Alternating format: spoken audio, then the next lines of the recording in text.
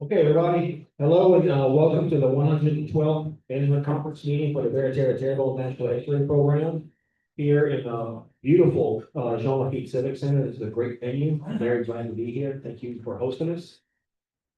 I'd like to call the meeting to order and remind everybody, if you have not signed in when you came in, please do that. We're not going to do a roll call and we mark it as nothing like you signed in on the sheet up front. So please make sure you do that. We have the agenda in front of us. I'd like everybody to review it if we need to approve the agenda for today's meeting. So if anybody would like to make a motion, I would like to remind everybody, if you make a motion, please state your name clearly and make the motion. Greg Randy, motion to approve the agenda. Greg Randy, okay? Second. Mr. Mark Black, second. All in favor? All right. Second order of business is the approval of the minutes from our last management conference. If you've reviewed it and you think it's good, you'd like to make a motion, please let me know. Dean Turner, second. Haley Gamble, second. Thank you very much. All in favor? Aye. All right, okay, good. Thank you. I'll approve. We are here in Jean Lafitte, and this is kind of coming up on a special date. I want to just recognize the significance of the 20th anniversary of Hurricane Katrina. And so we just want to think about that a little bit and remember where we are in the state of this place just a few years ago and how far this area has come back in recovery. So I want to say that. And again, I want to thank everybody for being here. I think this might be one of the highest attended management conference meetings we've had. About at least 90 people registered for this. So thank you all for being here. We really do appreciate that.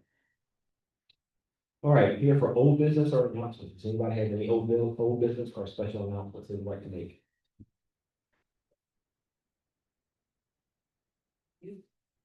Okay, going once, twice. All right, thank you. All right, for our new business, I'd like to turn it over to our director, Mr. Brent Haas. Thank you. Thank you, Dr. Fonda. Appreciate that. Certainly want to echo your remarks about Hurricanes Katrina and Rita on the 20th anniversary of those that is approaching at the end of the month. All right, I think we're working, so good deal. So I wanted to start off with a little bit of good news. Not that we don't have plenty of good news to share, but we talked with you guys about our Bayou Fish cleanup event that was held back in April.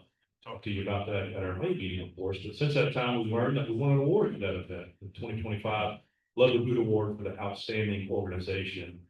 Just as a reminder, we collected over 12 tons of trash removed from the bayou at that event, and again, was an award-winning effort. So if you happen to live in the Thibodeau area, I know we're something outside of our neighborhood in terms of where our office is, but there was a nice billboard recognizing BTNEP and the management conference for that accomplishment. So that was great to see earlier in the year.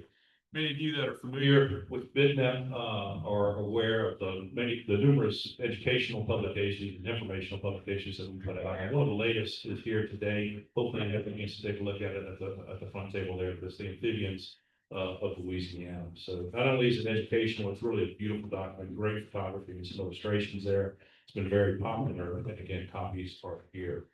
Available for you all today if you'd like to take a look at that. And if you know of people who may be interested in the document like this, of course, you can contact our office and we can make arrangements to get those to them. We've talked in the past again about our impending upcoming, if you will, move to our new office space, and just wanted to give you a little bit of a sneak peek. These are pictures of the area in the Coastal Center on Nichols campus. It's going through some punch list items right now, some kind of, paint touch up, fixing crack tile, that kind of thing. Some last items on the list. So we'll be moving into there shortly. We're anticipated to officially move into our new office space the week of September 1st. So we're looking forward to that. If you are monitoring our website or receive any of our social media, hopefully you're aware that there has been the Estuaries Act that was co-sponsored and co-introduced by Senator Cassidy, or submitted, I guess, to Senate consideration. Forgive me, I'm gonna have to read this, but the Estuaries Act stands for the Enhancing Science, Treatment, and Upkeep of America's Resilient and Important Estuaries Act. So Got to make a fancy acronym when you're in government, but nonetheless, it's easier to remember Estuaries Act being an estuary program, of course. But what this does is reauthorizes the National Estuary Program, not just BTNEP, but across the nation through 2031. So if you feel the need and or the desire, and certainly we would encourage you to, we would ask that you get in touch with Senator Cassidy. Thank him for co-introducing this act into the Senate, and also get in touch with your other our other congressional delegation to let them know that you support the act, and we would hope that they do as well, so that we can continue to do the good things we all do here at the Management Conference and at BitNet. Other stuff coming up, wanted to mention, we've got just approved a work plan, of course, last May, but no sooner did we approve that as Management Conference than we are trying to think about next year's project, right, next year's cycle. And so you see the upcoming solicitations mentioned there. Michelle's going to talk a little bit more about that. There are some changes that we're going to make to that solicitation process based on some feedback that we got last year, just our schedule and our ability to get the work plan done and present it to you all in a timely manner in that May meeting. So she'll talk a little bit more about that coming up. You'll hear a little bit later today from Nicki Boudreaux about our strategic communications plan. So I'm excited for you to hear that. Part of what she'll mention is a survey. We'd like to get some feedback from you all related to our communications engagement throughout the estuary. So stay tuned for that. International Coastal Cleanup will be at the end of next month, as will White Boot Gallop on the 23rd. Dr. LaFleur will mention the White Boot Gallop in a little more detail in a bit, but I think we have some exciting things to talk about there, and hope folks are getting excited about that as well. That, of course, is a fundraising event for the foundation that's held annually, and it's just a great, fun event. Plant giveaway on the 27th, and then a new paddle event. We have typically done paddle by Lafitte, and it's much like we're making an attempt to move some of these meetings around the estuary. We're considering maybe taking the paddle to other places throughout the estuary as well. So more to come on that, but just know that it may not be on my Lafitte, it may be in another part of the estuary. So we're very excited about that. Michelle. Thanks, Brendan. So we wanted to show the management conference what our process looks like when we're developing our work plans. I know obviously we present the work plans to you in May, but we're revamping how we go about developing them. So we wanted y'all to be informed about what that process looks like, and more importantly, we want y'all to be involved in that. So the big focus of this improvement is having our management conference, having our action plan teams meet earlier and help us focus on priority issues throughout the estuary. So in the past, we've just had an open RFP. Anybody could submit any project they wanted. Certainly that's okay, but this year we really want some priority focus areas. For example, last year we had people come to us saying that there was loss of vegetation in Bayou Buck. Well, we got a project out of that. So that's sort of the big driver of this, is to have more of those really focused issues that we can, prioritize the RFP around here. So I'm going to walk through this process, and if you have any questions, please let me know. Obviously, the first one here is presenting this to the management conference. Following that, we're going to have our action plan teams meet actually sometime between August and September. Those emails will be going out in the next couple of weeks. And what those meetings are for is to develop those priority focus areas for each action plan team. So I would encourage all of you, if you have project ideas, obviously voice them at your management at these meetings, or join in on the action plan team meetings. If you don't know how to do that, let us know after the meeting. We'll certainly get you involved. So that'll be August, September. And project solicitation is going to open October 1st. We're going to run that for 60 days, ending it on November 30th, with the project solicitation webinar that's going to be recorded somewhere in the middle of that. We're thinking around November 15th. Following the closing of the solicitation, we're going to have our action plan teams meet again somewhere in the beginning of January 5th to 16th. And that's when we actually rank the proposals. So again, if you want to be involved in that, please go ahead and join. Let us know if you need help joining those teams. We'd love to have your input. Following that, the BTNEP staff, actually, that's when we meet and pick the projects. So the action plan teams rank all the projects, and then the BTNEP staff, based on how much funding we think we're going to have, selects the projects that are going to be part of both the base funding work plan and the ISHO. Then in April, we're gonna get our draft work plans to LUMCON and the Board of Regents, which of course is our fiscal agent, let them review the budgets, make sure that, all the financial, details are good to go. And then we'll present the draft work plan to you guys at the May 14th meeting. And then hopefully that will get approved and it'll go to PPA as the final work plan at the end of May. So that's in a high level way, that's the basis of how we're gonna start doing our work plan development going forward. If y'all have any questions, please let me know. All right, thanks. Thanks, Michelle. Yeah, I would just reiterate, well, let me make two quick points. One, so this will be the 5th year that IG funds will be considered as part of our solicitation. So this will be the final year. So I've got my dates wrong.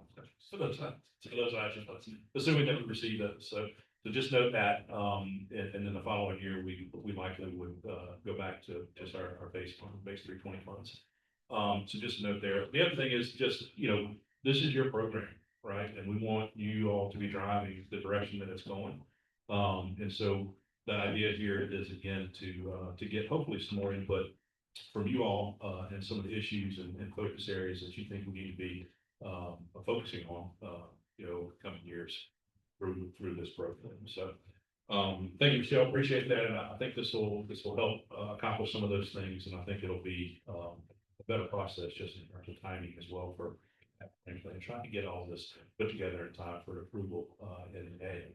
So continuing on some of the happenings throughout the Estuary, of course, on Fridays are ongoing, first Friday of every month. You see the Urban Native Greets project there, and a student from this is on Grand Isle, actually holding a purple martin chick from one of the colonies down there. It's just been a great project. I know Delaney has talked with us about this in the past.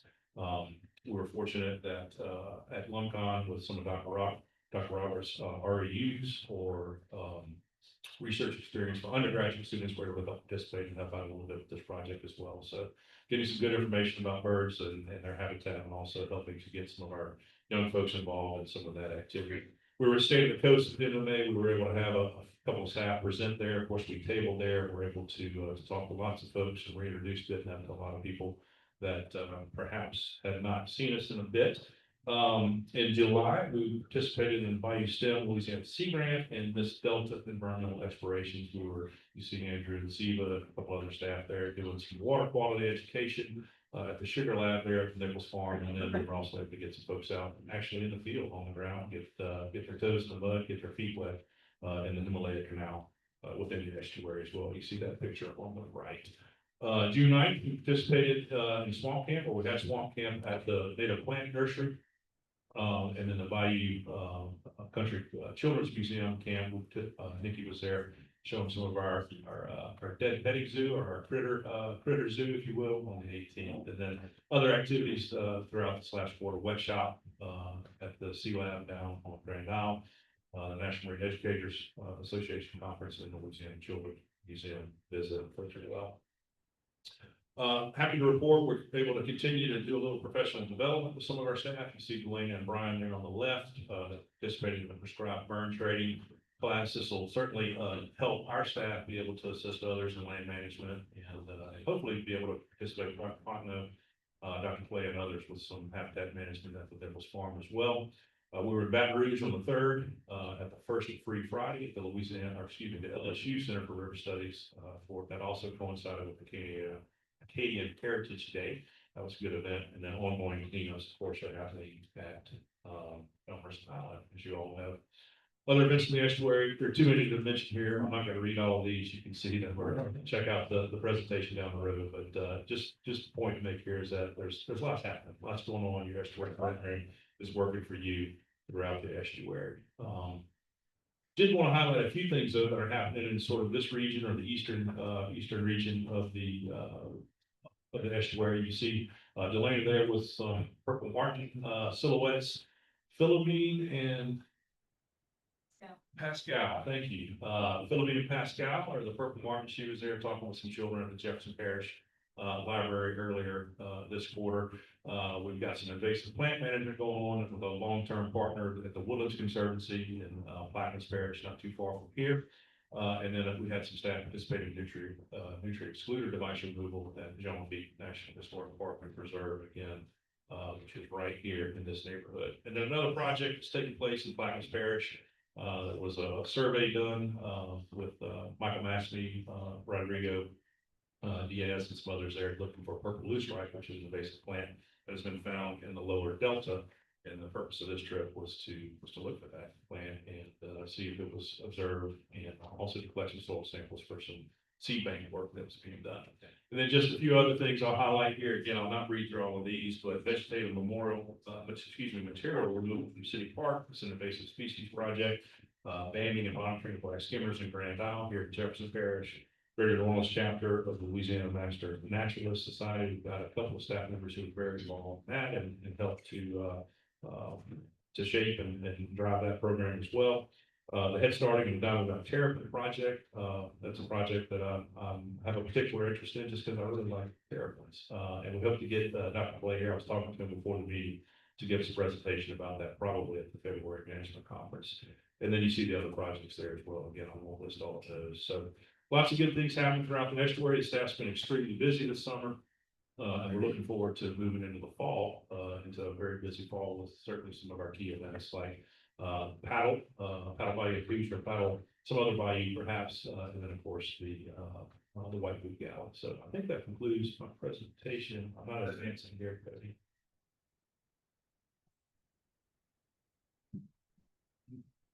There we go. Sorry, something happened. Anyway, while we're working through some technical difficulties, if there are any questions, I'm happy to answer any of those from the man. Okay. Back over to you. Here. Hello, I'm Jefferson Parish. I'm serving as the president of the Barataria-Terrebonne Estuary Foundation. Okay, and I'm just here. I wanted to remind you all about something coming up. You know, Quentin mentioned that 20 years ago we got over Katrina. I like to think back about how long we've all been together with each other. You know, it was before the turn of the century when BTNEP was created. So we hit 20 from Katrina, but we're getting real close to hitting 30 years with the Barataria-Terrebonne Estuary program. And right at the same time was when the Estuary Foundation was created. And we've been through a lot of hard times together, like hard times and some good times. Like I remember when me and Andrew were sitting at Nichols when 9/11 happened. We were watching that, talking about that. We all lived through Katrina together. That was hard, of course, but there was something about coming together that it somehow led to some good interactions. The same thing with the oil spill. That was very hard, and yet a lot of money came in for projects from that. It was a hard thing to go through, but it led to some incredible work. Since then, we've also recently gone through Hurricane Ida, and I know Gene Lafitte and Lafitte really had a hard time with that, and so did Homa. And yet, after 4 years, here we are. We're all making it back. There's a lot of rebuilding, and so what I'm saying is we have a lot to celebrate together. And that's what I'm talking about. And that is something that was created during a past regime with Earl Melanson, the head of the Estuary Foundation, and Terry St. Pé at the head of BTNEP. They created the White Boot Gala. And we're still doing that every year. We're doing that again this year on September 23rd, a Tuesday night. We're doing that at Spars and DeSalmons. Tickets go on sale on Monday. And so the easiest way to do that is to contact BTNEP. You can do that at info@bitnep.org, or you can always just call Nicole Babin or email Nicole. She'll tell you what to do. We're still interested in sponsors. We're interested in donated products for something like our auction. And even though there's some inflation going on in the outside world, our ticket prices have not been inflated at all. We're sticking to the same prices last year. All right, I wanted to put that bug in your ear. That's more than a month away, so you have plenty of time to think about that. We would love to see you in Des Allemands so that we can celebrate 30 years together. I'd love to see you there. Thanks. Sure. Thank you, Dr. LaFleur. Dr. Fontenot has asked me to introduce our first speaker, so I'm happy to do that. Katie Freer-Leonards. She is the Assistant Administrator for Strategic Planning at CPRA. I met Katie as a rock star project manager at CPRA, helping implement some of CPRA's most largest and most complicated projects. She's since moved on from that. Thankfully, talent was recognized, and she's now leading the effort to develop the 2029 Coastal Master Plan. And I'm happy to say she's still a rock star, so looking forward to hearing what she has to say.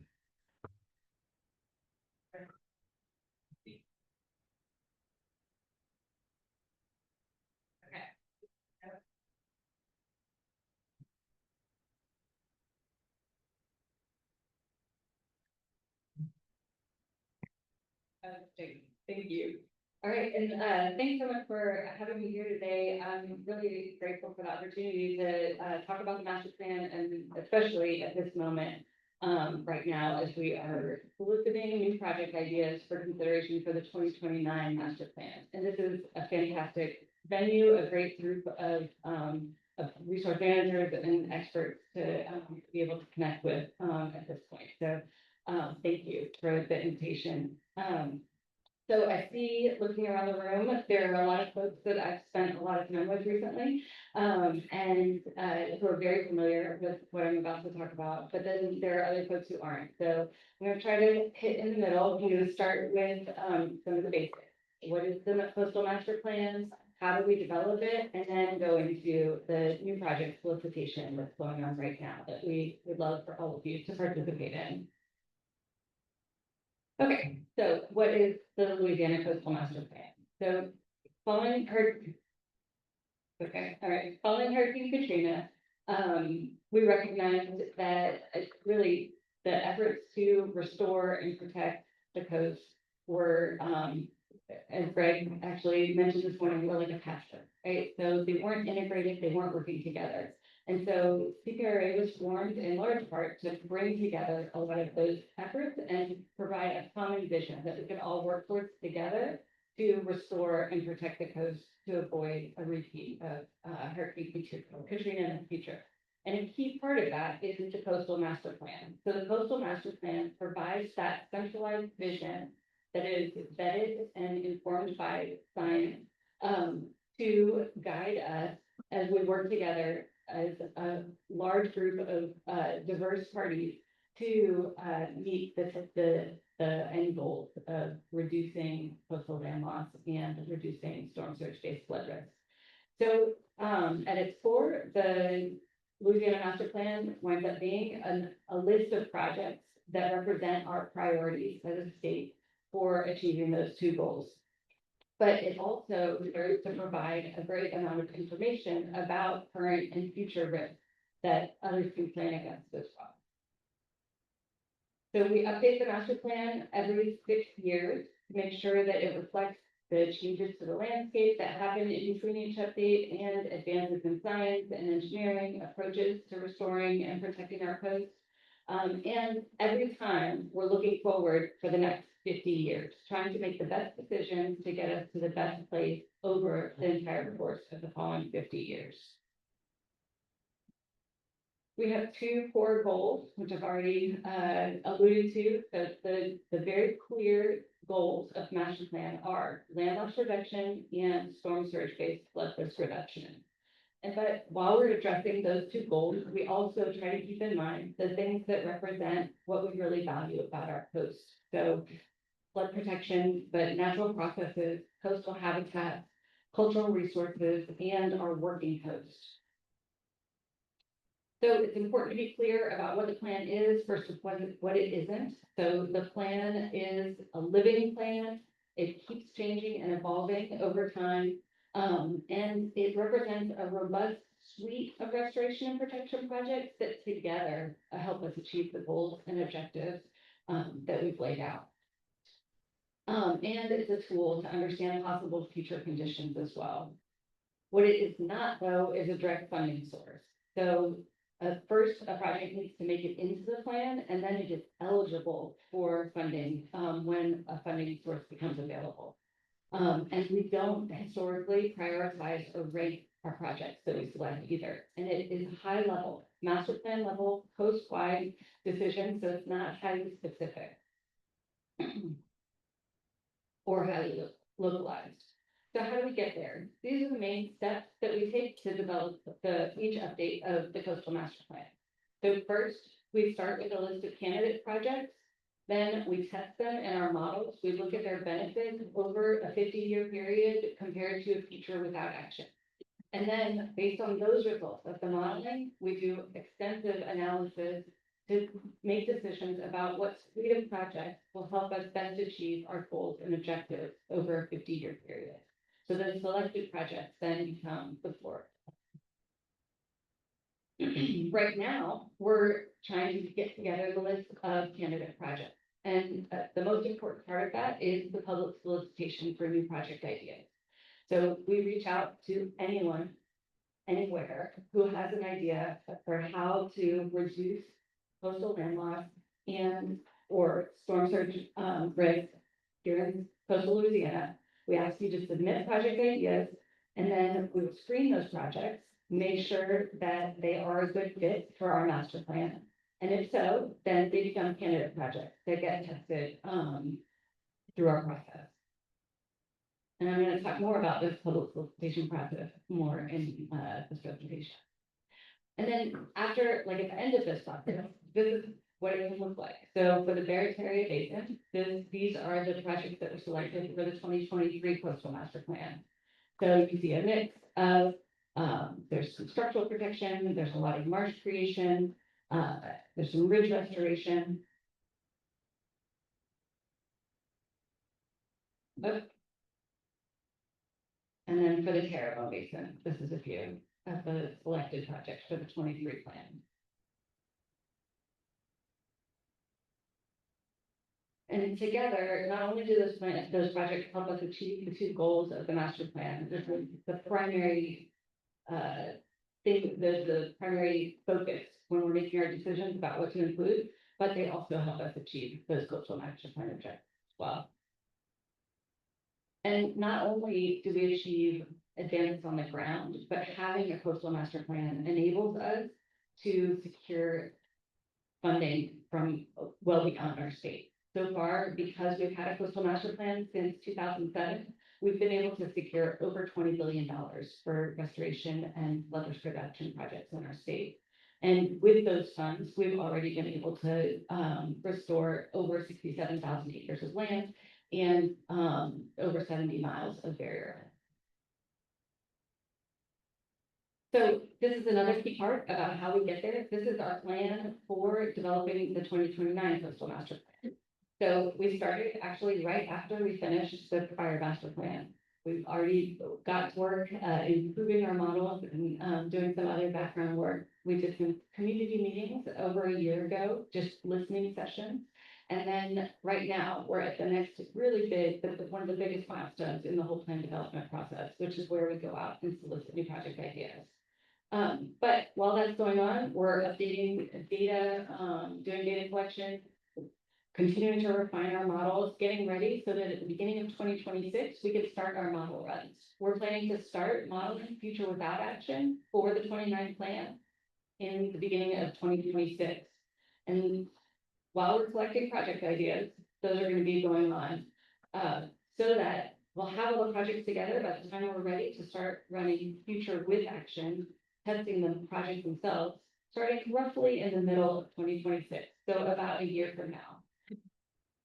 When we start getting outputs from those, we start the decision-making process. And it's a bit iterative. We analyze the results, go back to the models, test some things, discuss with our advisory groups some of the outputs, come back around so that by the end of 2028, we have a draft plan that we can take out to the public, hold formal public hearings, collect feedback on them, turn around the final plan and submit it to the legislature for approval towards the middle of 2029. So right now we're kicking off, well, a month ago, we kicked off the first public solicitation. So we are accepting ideas from anybody, anywhere, to submit new project ideas for consideration for the 29 plan. Can't emphasize enough that we really want anyone to participate, not just experts. So we really do want the experts in this room to participate. The deadline for this first public solicitation period is October 17th. And you can submit your project ideas through an online portal that's available on our website. So if you go to the coastal.la.gov, go to our plan, then the 2029 master plan, you'll find a link there to be able to submit your project idea.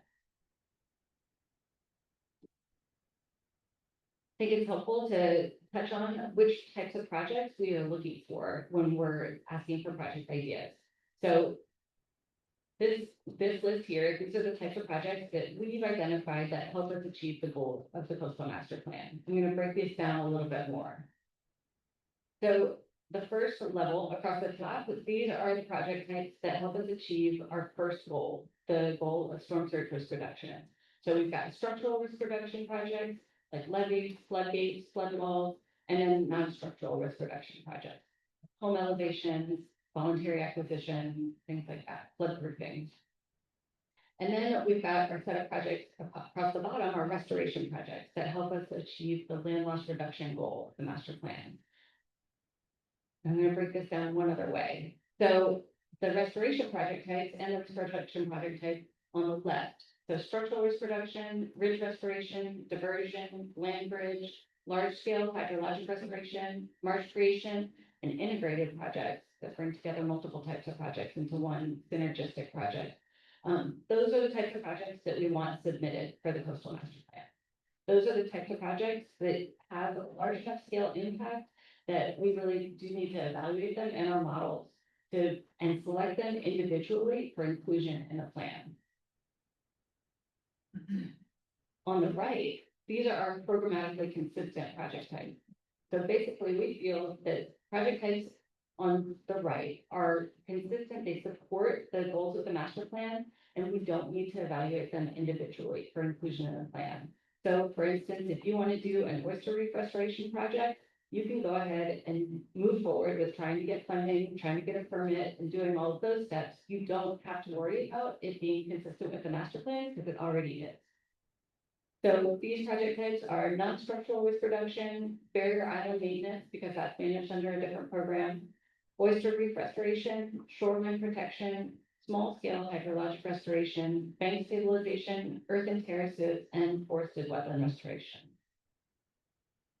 We've developed a slew of resources to support participation in this process this time. So, and I'm not going to talk about everything on this list, but just a couple of highlights.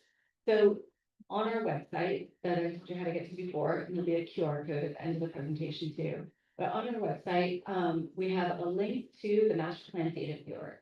And especially for folks who are already very familiar with the work we're trying to do and with the issues in these basins, we would highly recommend that you go and explore the master plan data viewer. They have a guided tour that usually I skip those when I go to a website, but I highly recommend that you do that guided tour for the master plan data viewer because it really shows you pretty quickly all the types of information that are packaged in there. And it's really easy to navigate and use.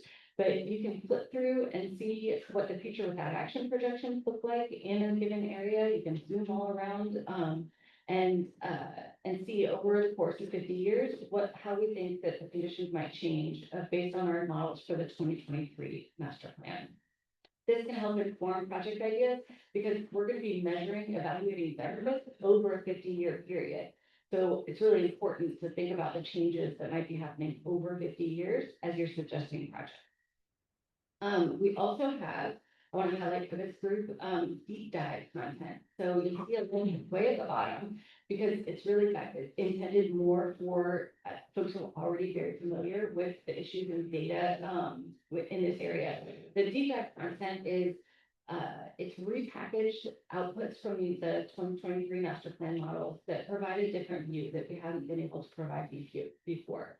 So you can look at land change, not just land versus water, but you can also look at shallow versus deep water, so that you can see transitions from shallow to deep water over time and try to target projects to, well, prevent those types of transitions. So we think that that'll be helpful, and we also, for the risk reduction side, have information in the deep dive content. We've got our structural damage projections at a grid cell level, so at a much more highly resolved level than we had provided before. And that, again, can be helpful for folks thinking about risk reduction projects.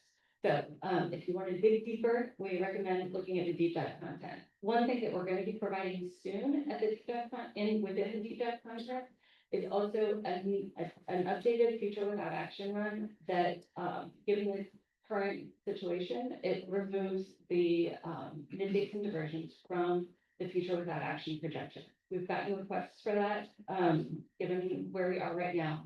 And so you will be able to see in that deep dive content what the future without action without those diversions could look like. For Master Plan 23, if they were included in future without action. So within the next few weeks, that should be available there. And then finally, the last thing I want to highlight here is virtual office hours. So we held a series of public workshops across the coast where folks could come and ask us questions, kick ideas around, and really engage with us as they were thinking through their project ideas. Those are over, we finished those, but we are still available for virtual office hours. And so if you have something that you are thinking about and you're not quite sure how to package it into a project idea, or have any other questions about the process, you can sign up on our website to attend virtual office hours, and you'll get me, you'll get Eric White, if you know Eric, he's a fantastic resource, and anybody else that you want to sit down with you and over Teams and be able to talk through your questions. So one other thing I want to highlight, so we just finished the round of public workshops, so we also finished a round of regional work group meetings. So we have a regional work group that actually consists of a lot of the people in this room, who have 4 regional work groups across our coast. And the idea is that they get together and we ask them to help us define a strategy, or rather a vision for the future of this region, of their region, over 50 years. What are some of the challenges to attain that vision? And then what are some strategies that we can work towards together at a regional level to try to address those challenges and thus attain the vision? And we did all of that before getting into new project ideas, right? So project ideas to support that vision and strategy. So I just wanted to provide to you all, since I'm asking you to participate in this process, I wanted to share with you some of the strategies that were identified by these regional work groups, the ones for the Terrebonne Basin and for the Barataria Basin. So the strategies that were identified for both regions were to maximize the use of available sediment and freshwater inputs, active management of flood protection systems for environmental benefits. So can we manage our open and closing in peacetime when we're not preparing for floods to better benefit the environment around us? And then a sediment management strategy or sediment access strategy more for areas that are away from the riverine sources. And then within the Terrebonne Basin, they also identified the need to respond to major landscape changes since the last plan. So reflecting some of the major changes since Ida, and to build resilience outside of flooding protection, to focus on that. Also, the idea came up of thinking through receiving communities, both temporary ones. So if a big storm is coming and we want folks to be able to temporarily relocate together as a community, and then also long-term permanent relocation, receiving communities. Maintaining Gulf-facing shorelines and bays, restoration to protect levees and other critical infrastructure, so focusing, prioritizing restoration projects in those specific types of areas, and of course, maintaining barrier islands. And then Barataria Basin strategies, incorporating land use planning and drainage at the watershed level. So this came up a lot, watershed level, basin level planning, and the importance of that. Improving utilization of biodefouche and maybe even the GIWW for freshwater and for sediment. sources. Maintaining the upper basin swamps with river reintroduction, hydrologic restoration, targeting, benefiting, having healthier flow time, in the mid basin, and then keeping this on this, regional coordination going. And I'm preaching to the choir in this room, how valuable it is to, coordinate and, integrate efforts, at a regional level. So just, that's my last slide, but just some quick facts that I want to emphasize about the public solicitation. So anyone can participate. If you have a programmatically consistent project idea, it doesn't need to be submitted for consideration. But you can pair it with one of our primary project types if they work together synergistically. And if that's the case, then you can submit programmatic components of an integrated project. Level of detail is flexible. If you just have an idea that, but it's not fully cooked, it's okay. Go ahead and submit it. We're asking in our online submission form for you to really explain the challenge that you're trying to address, and then get into your project idea. And we are very flexible on the level of detail that you can provide. It can be fully baked, and you can upload a design report or a modeling report to support your submission. Or you can just kind of put in the outline of an idea, and I think this might work, but I'm open to your suggestions. We can take and run with that as well. The more detail you provide, the more control you have over like how we implement your vision within our modeling, but we're open to the full spectrum.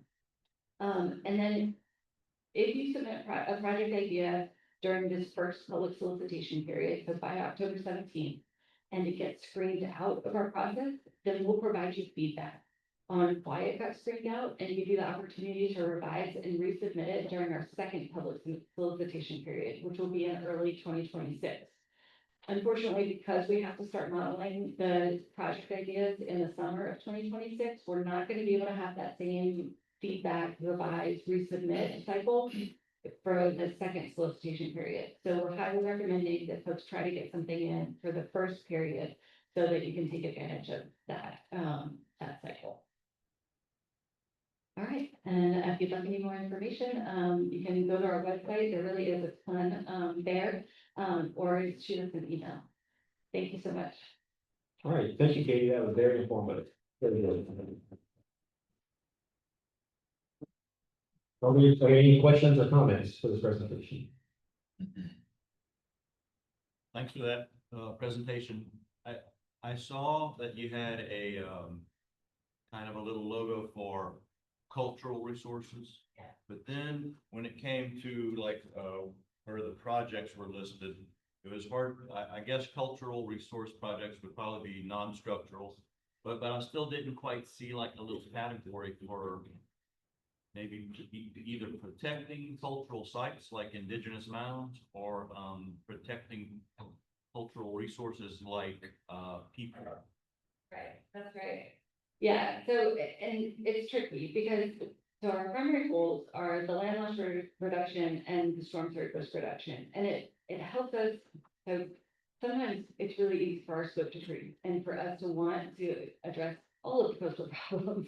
And we just can't do that. Like, we have to stay focused on the two primary goals so that we can get that work done. That's our job. But we try to make sure that we're considering all of those objectives that include the cultural resource protection as we're focusing primarily on those two goals. And so we look for opportunities where a marsh restoration project or a structural protection project, say, might be able to include protecting cultural resources, and especially if there's an opportunity to just edit a project so that it can achieve more objectives, and not just our land loss reduction or storm surge risk reduction. So that's why you don't see specific projects that are targeted on for those individual objectives, but we do keep them in mind in that way as we're focusing on those goal-oriented project types. Okay, Earl? Katie, thanks for the presentation, and I really enjoyed the way you logistically and chronologically went through this process. And in fact, the best presentation I've seen on how the process works, to be honest with you. And I'm just wondering, is this available to the management conference, either as a PDF presentation or something that you can share. Because I think you presented in such a way that anyone who couldn't make today's conference could still look at this and be able to get a sense for just how things are done in a very orderly and chronological way with very important dates that I think would facilitate people who may have ideas to be able to. So the answer to your question is yes. I can also say, yeah, not only will the recording of the presentation be available and links that'll be sent out to the management conference after this, but the presentations will be linked to those communications as well. So, yep, absolutely. Any other questions, comments? Thank you. Okay, Thank you, Dr. Fleming. I did have a comment.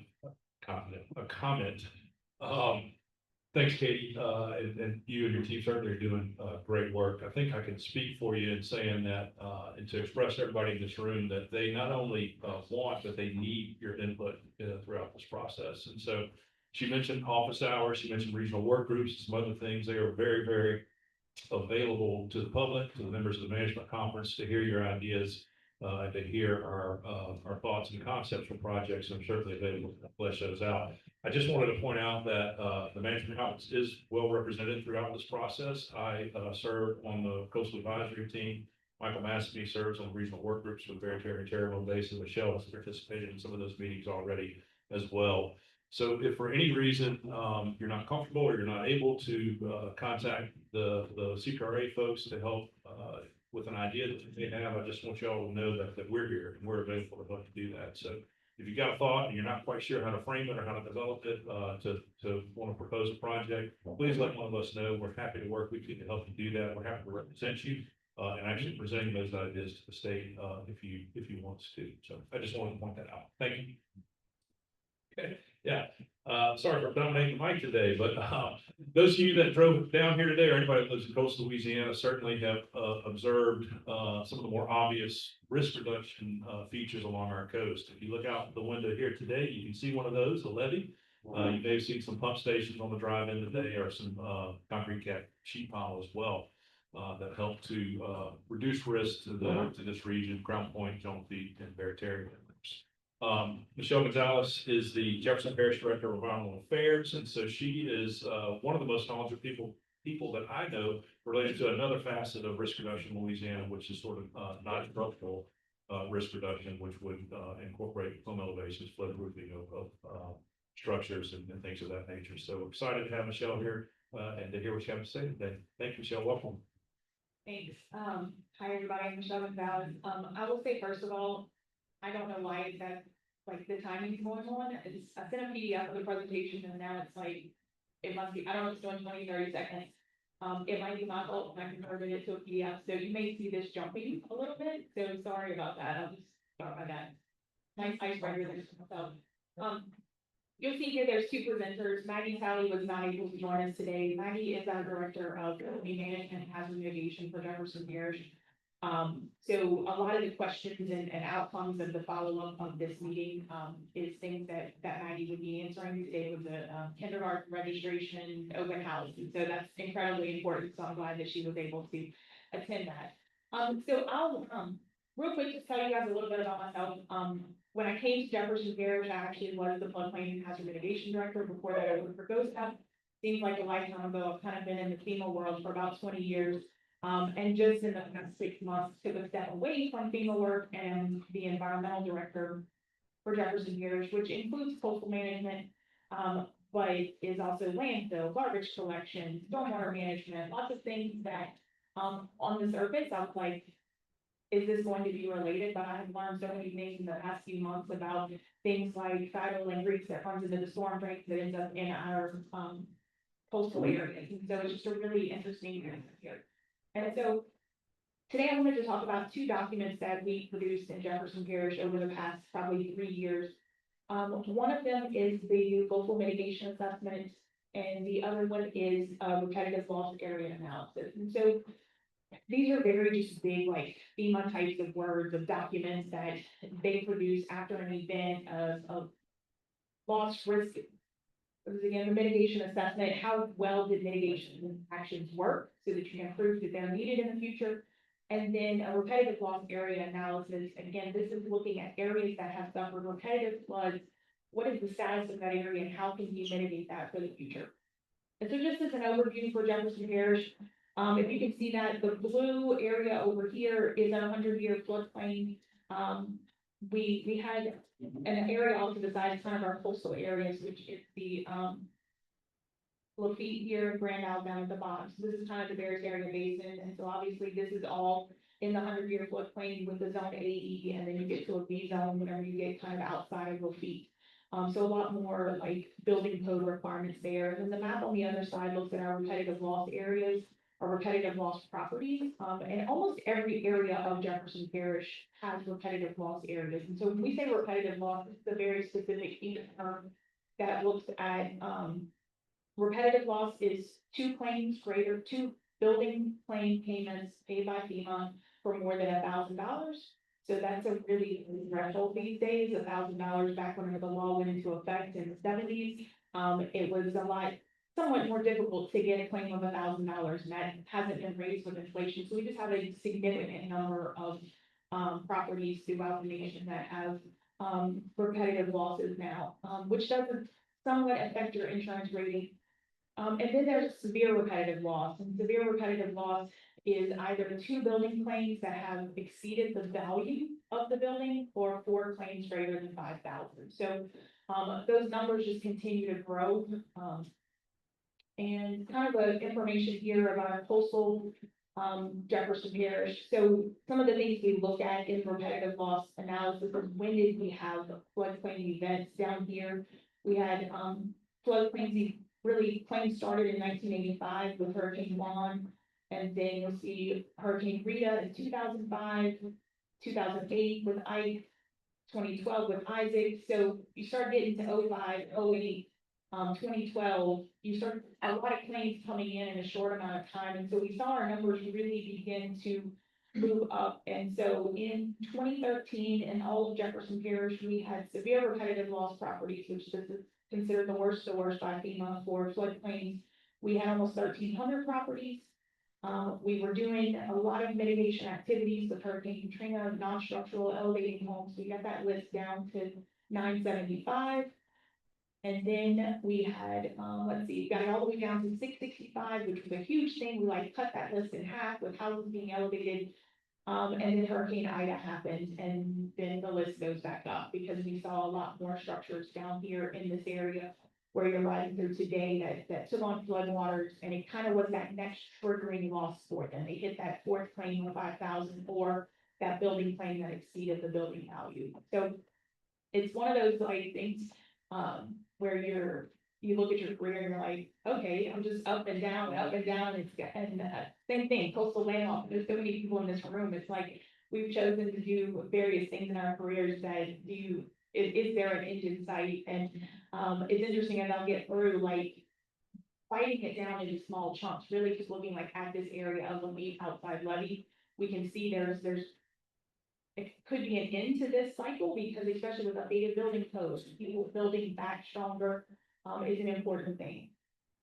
So I'll just dive right into the repetitive loss area analysis. This is something that we did. We updated for Jefferson Parish as a whole. We ended up doing multiple analysis. We did the city of Breton, city of Oswego, city of Kenner, town of GMOB, East Bank Jefferson Parish, West Bank of Jefferson Parish, and outside Levee of Jefferson Parish. So these are a lot of different analyses, and we really broke it down.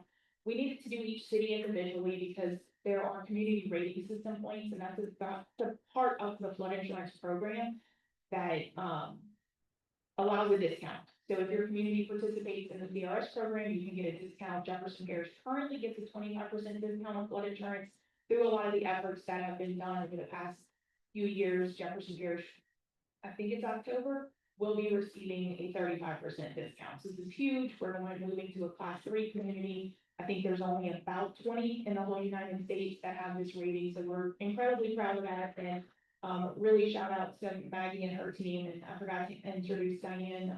Diane, raise your hand. She's here from Maggie's office. Was really instrumental in this savings that Jefferson Parish residents are going to see. But one of the other big reasons why did we do these repetitive loss area analysis is we need to better understand what the area looks like. You know, you look at a list of floodplains and it kind of gives you a thought of like, oh, we have a lot of work to do, but we've done a lot of work. So what's really happening in these areas? So again, just a map here. It included basically the outside levee starts in Crown Point, goes all the way down to the end of Barataria, the end of Lafitte. And there's kind of like a little hashed out on the map because we did the town separate so they could get their own CRS things for that. So here's a heat map of the repetitive loss properties, and it's very interesting and oftentimes it misses the, people may not have been able to, or didn't have insurance in 05, and so maybe they're not tracking as, but they did flood. So it only takes into floodplain data, so I realized that some of the stuff we've advocated over the years is just like, it's missing the neighbor of the neighbor, and so, from their claim data. So you can see down at the tip, obviously the claims get a lot higher when the water depths are, stronger, so just kind of an information there of what we're looking at. And so claim data analyzed compared to storm surge, we looked at storm surge as a rough number for the various areas. You see Hurricane Ida in 2021, the average claim from the individual that made claims was almost $73,000, where all of the previous events was in that average of 25,000. So Ida was a much stronger, deeper storm surge type of event, and really has changed the bar for how we go about elevating houses and rebuilding houses here in Lower Jefferson.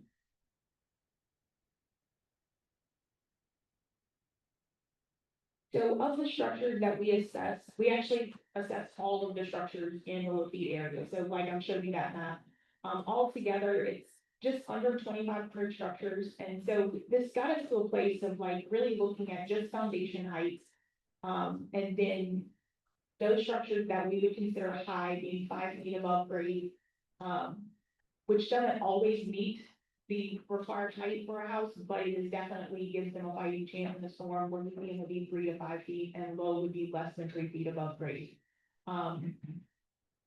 So that gave us to a total of 625 structures that are low, and so what we did last year, whenever we sent out grant reminders and information to individuals saying, hey, you have this opportunity to apply for mitigation grants, we really targeted those individuals that we saw had the low foundation.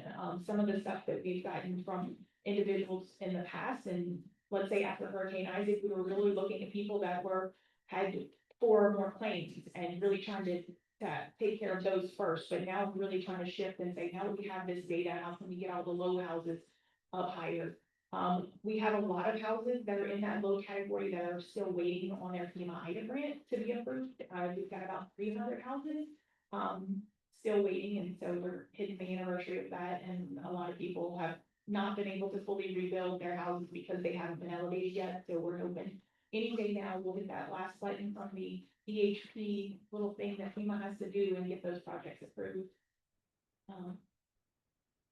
So also in the repetitive loss area analysis, which again, all of these are on our website, if anybody wanted to take a look through them, it lists out mitigation actions that could be done to kind of alleviate the flooding that exists. And so I have just a note here, obviously we highlighted outside levees, drainage improvements, and we kind of spelled out some acquisitions, but I have there the levee reaches that the levee board of the town of GMP have really been advocating for many years.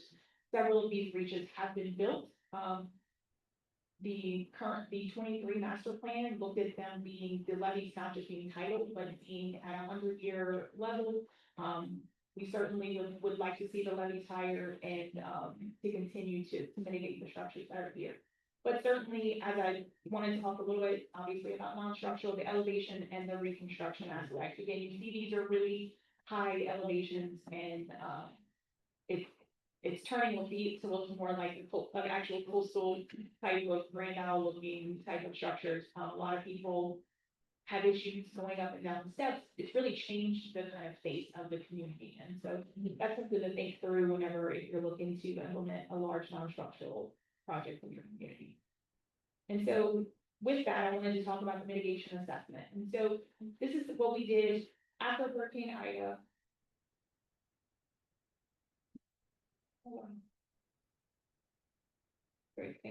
So, we actually have a few, Diane has several of these, I think we brought maybe the 30 last books that we had, so if anybody really wants to understand a deep dive into the mitigation assessment that we did, we have some of these available that you can certainly take.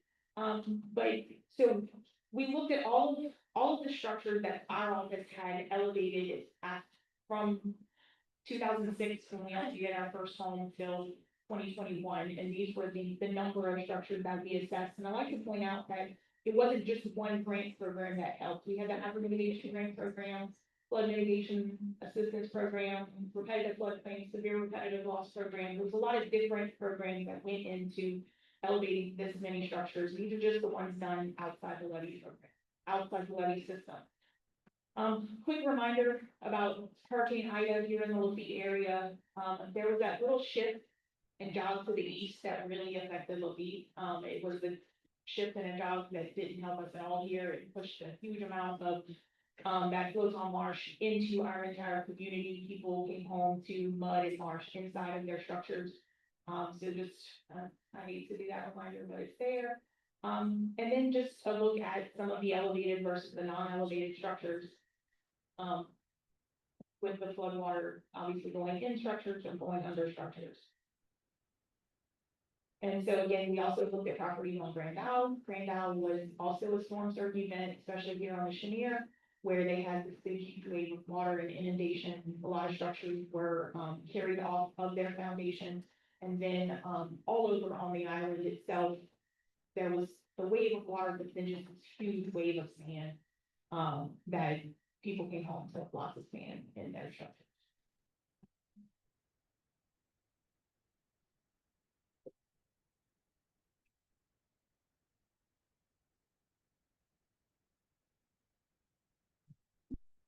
Okay, right here. I always like to point this out, and something I briefly mentioned before, like updated building codes. We were on Grand Isle, we took a boat down, this was only 4 days post Ida, and the structures that survived, beachside structures, a lot of the beach was washed away. You can see where building codes work. And there was a lot of structures that suffered minor damage, that were in these high wind areas. And so I always like to advocate for, building officials, what they do, and the importance of building codes. So the mitigation assessment process, one of the things that we were very proud about with this process is within 10 days after landfall, like we had already had our team together with the idea that if we didn't get out and actually get information about this, people were going to start repairing their homes, fixing things that had been broken, and we weren't going to capture a lot of information. So 14 days after, we deployed 5 field teams to go out, and by 26 days after, we had assessed all 288 structures. So just kind of walking you guys through, easy spreadsheet, like the field team, we didn't take the time to build like an app, and I think we will in the future and use some of the apps we have, but internet is really spotty down here, and so it's just easier to go out with paper and have somebody put that back into a spreadsheet in the office. I love technology, but whenever there's no internet, it can slow you down. We looked at 30 specific things, and then after we cataloged all the information before we made any recommendations or full assessments, we sat down with elevation contractors, both who do work up here in kind of this area of Lafitte, but also in Grand Isle, just to kind of get their opinions of like what we saw in the field. Is this really what you guys understand happened? And so, and how we may want to change our program in the future, or how we have changed our program now. And so obviously there's a report creation, as I said, I've got some of the people are interested in taking some of the reports. And so some of the findings. So the elevation evaluation of mitigation performance. So I'll walk you guys through a few of the things. So the building components. We looked at foundation, utilities, AC units, stairs, and the ADA access. And the greatest finding of the whole thing is that none of the structures that were mitigated had water enter the elevated first floor. So even though we went all the way back to 2006, with structures that may have only been elevated to the base flood elevation, or then we started elevating houses 1 foot above, and now we do 2 feet above, we still didn't have water inside of any of the structures. So huge success there. So it overall like met the intent of the mitigation project, but there's always work to be done. Okay, so utilities. So one of the big things as part of the elevation project, whenever you elevate a house higher, you have to disconnect with water, sewer, electric, gas, and all of these get extended with the height of the new elevated structure. And so our teams went under each one of them and looked to see were any of these, this is obviously sewer pipes, water, electric overhead here, and gas. And so we did have some damage to, electric, that happened, and then, trying to see, gas, sewer, some of the sewer, one of the big findings there was if possible to run a sewer line along a column. It had a lot less chance of being bounced because a lot of debris is under these houses. People park into the house, they leave their lawnmower into the house, you might have benches, that stuff floats and moves around, and so it does, somewhat break up the pipes and things. Foundation performance, we only had one foundation that we saw that had, some damage to it, and it actually was a structure that had a CMU wall underneath the whole thing, and so that's where it's not open, it looks like it's closed in with the bricks and the blocks. And it was actually just across the street behind the church, and that's where they had a lot of water, velocity of water coming over the wall. Exactly why the foundation there suffered, they received a pretty big flood insurance claim for that foundation, and so, and some of the other research that we did is that we've learned is whenever these CMU wall foundations are built more than 5 feet above grade, it impacts their flood insurance premium. And then it also kind of impacts the structural foundation. So one of the changes that we made here outside levy is if the foundation is more than 5 feet above grade, they have to have it as an open foundation. There's been a huge amount of pushback from some of the residents over that, but it is a major factor in the risk rating 2.0 for flood insurance, and it's something that we're sticking strong with, that if you want to receive the grant funds, you have to do them in the way that we said. All right. So air conditioning units, this is actually where we saw some of the damage, and the interesting piece of this, it was such an easy change. And this is one of the reasons that we wanted to meet with the elevation contractors, because obviously they're trying to get in there, lift this house up and get out, but they do have guys who do finish work, build decks, things like that. Just putting a strap over the AC unit that helps hold it down the next time the wind blows, like, is basically, it's required in our program now, and has made a big difference. So what we saw also was a lot of the AC units where there was damage, the AC unit fell off of the little platform, and then it pulled all of the, I guess the hoses and things out of the house, which then made an opening, rainwater got in, created mold, mildew, things like that. Stairs was kind of where we expected to see the majority of the damage, and it's one of those things of why flood insurance is still required on these structures, because it's down, it's where, and so the stairs themselves, some of the ones that, had damage, they were more built with just the smaller posts, and most of the stair damage actually had the ingrained now as opposed to here in Lafitte, just kind of with the velocity of the water that's coming under it. But repairing a set of steps like these that you're seeing here, I saw quotes in Grand Isle in the $10,000 to $15,000 to repair a set of steps, and so just crazy thinking that like what it actually costs to repair some of this stuff that's under the structure. And so, really working to beef up what these are built out of and making sure that individuals are maintaining them, because that's another big thing. Now you used to have a slab and grade house that sat on the ground, and now you have a structure that's 15 feet in the air. So ingress and egress with ADA access. See at the top, a lot of the handicap elevators were damaged for various reasons. Debris that hit them on the bottom bent some of the shafts, and that almost required them to replace the whole thing. Some of the successes that we had, you see kind of in that one on the corner, where the handicap elevator was placed, it was kind of in the corner, and so it had less wind susceptibility. Overall, the ramps did really well, built stronger than some of these ADAs. There's an interesting thing, like you ride it down and then you leave, but you should be sending it back up, but the owner's manual says to leave it down, which then is susceptible to water. So just a lot of different issues with these handicap elevators. But with the population like we have here in this area, like a lot of people medically cannot walk up the stairs. So it's kind of one of those conundrums of like, you need it, but once you have it, like, what do you do with it? Landings and railings, we saw a lot of, some damage from landings and railings, and some of this was just from deterioration and not being maintained as they should have been. Again, some of these structures were elevated back in the early 2000s and, hadn't been repainted, recoated, they were going through various stages of deterioration. When the wind blew, they kind of like, went all over the place.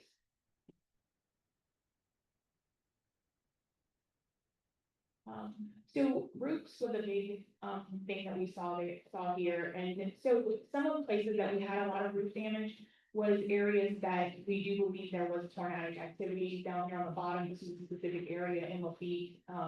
Both of those houses have since been demolished, and they're just vacant right now. The people have left. They were elevated houses. They had a FEMA required deed restriction on the property that they would keep flood insurance, things like that. And then once they demolished the house, we had to go and remove the deed restriction, because there was no structure left to be elevated, to keep flood insurance. Same thing, the one in the picture in the center has since been demolished. That was a hotel in Grand Isle. The one at the top, not really sure what happened with that one, but you know, an elevated structure. A lot of the elevated structures that we saw damage, they may have been the one elevated kind of on their streets. They were the one kind of really up high above the tree line, that suffered damage. Okay, so as I just talked about damages, we also looked at what the benefits were. So ultimately, we used FEMA's depth damage functions, looked at what the like total avoided damages. So we calculated based on square footage, the pre-elevation foundation of the structures. We would have, had we not elevated these 288 structures, we would have had additional $47.5 million in damage. So we avoided $47.5 million. The total cost of the mitigation activities for all of these houses was $41 million. So just in this one event of Ida, we saw more losses avoided than what it costs us to do the mitigation. It's not an exact BCA science, but this is really just looking at losses avoided. And so our recommendations, we had various things with gas meters, one recommending them to be relocated, sewer water lines next to piers.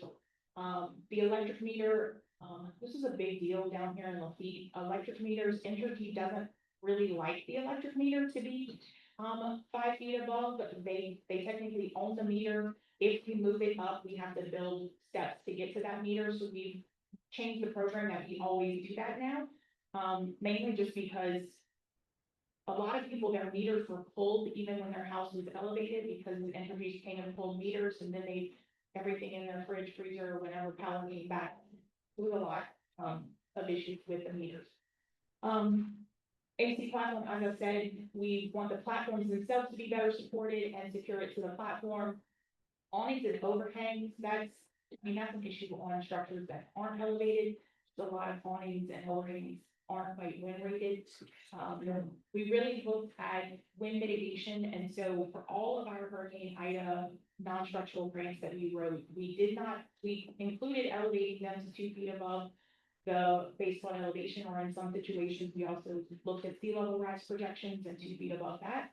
But we also included a wind mitigation, included $20,000 per house to, and the first step that we're doing with that is to actually get them a wind mitigation surveyor to go out and assess the structure, find out what is the weak point of the structure. Some people it's going to be the roof, some people replace their roof after Ida and it meets all of the right recommendations or code. But we don't want to just say, oh, you need shutters, or oh, you need this. We're really trying to get these structures to where once they are elevated, they have a fighting chance of making it through the next time the wind blows. And so we really stepped up our education with the property owners. Ramp versus lift. Most people still want to go with an ADA lift as opposed to a ramp, just to be honest, but we always try to educate them on that. The proper maintenance of ADA lift, decks and stairs, really try to incorporate things for how it's going to affect them with flood insurance moving forward. So, I will give you like a very quick deep dive into the non-structural craziness after the fact. Like I said, Maggie will be the point of contact moving forward. Has been the point of contact for many years, but she wasn't able to be here today. So certainly, I don't know if I have time for questions. So. Got time for one very quick question. Anybody? I saw you talking about the meters, and you were talking about, air conditioners and sure there are other areas. Did you have problems with generators? I'm sure everybody down there has a generator, and I'm sure a lot of them have been raised, but did you have to set regulations for them? So as part of our study, we did look at generators, but we didn't pay for them. But I know that generators were an issue. I think a lot of people are putting the generators elevated. If you follow the proper steps and you go through Jefferson Parish code enforcement to get your generator, it's going to need to be above the base flood elevation because it's considered electrical service in the building. So. Okay, thank you, Michelle, very good.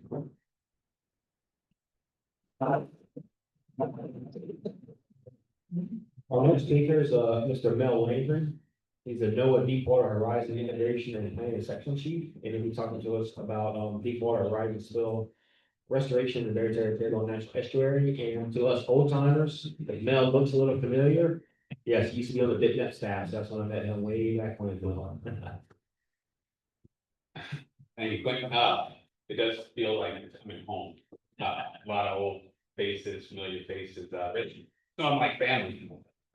Probably spent more time aside from my bedroom, hosted by Michelle Landry, who stepped out for a moment, or even back at down at the material center. I don't know if you all even do that anymore, folks to stay there, but a lot of great work, thanks to the folks, that are part of this program and continue to be part of this program. Here today to just give a quick update on where we are with Deepwater Horizon restoration in the Barataria-Terrebonne National Park. Most of you did this, so we don't have to cover it in depth, but 9:45 p.m. April 20th, 2010, the Deepwater Horizon bridge exploded. 11 workers were killed, and the largest offshore oil spill in America's history began. It was on the front lines. We were on the coast before the oil was. There are some of the things that I got to play a part in down there, protecting some of our critical projects, helping transport wildlife. Carrie was a great translator of the science to the comic book all around the nation. And I remember especially Carrie, you helping folks really understand what a dispersant was and why and how it should be used. And the rest of the staff as well, providing key points of intersection between the science and the people around the world that were watching this happen in real time. Some staff just took oil spills. Big at that, who is here to defend himself?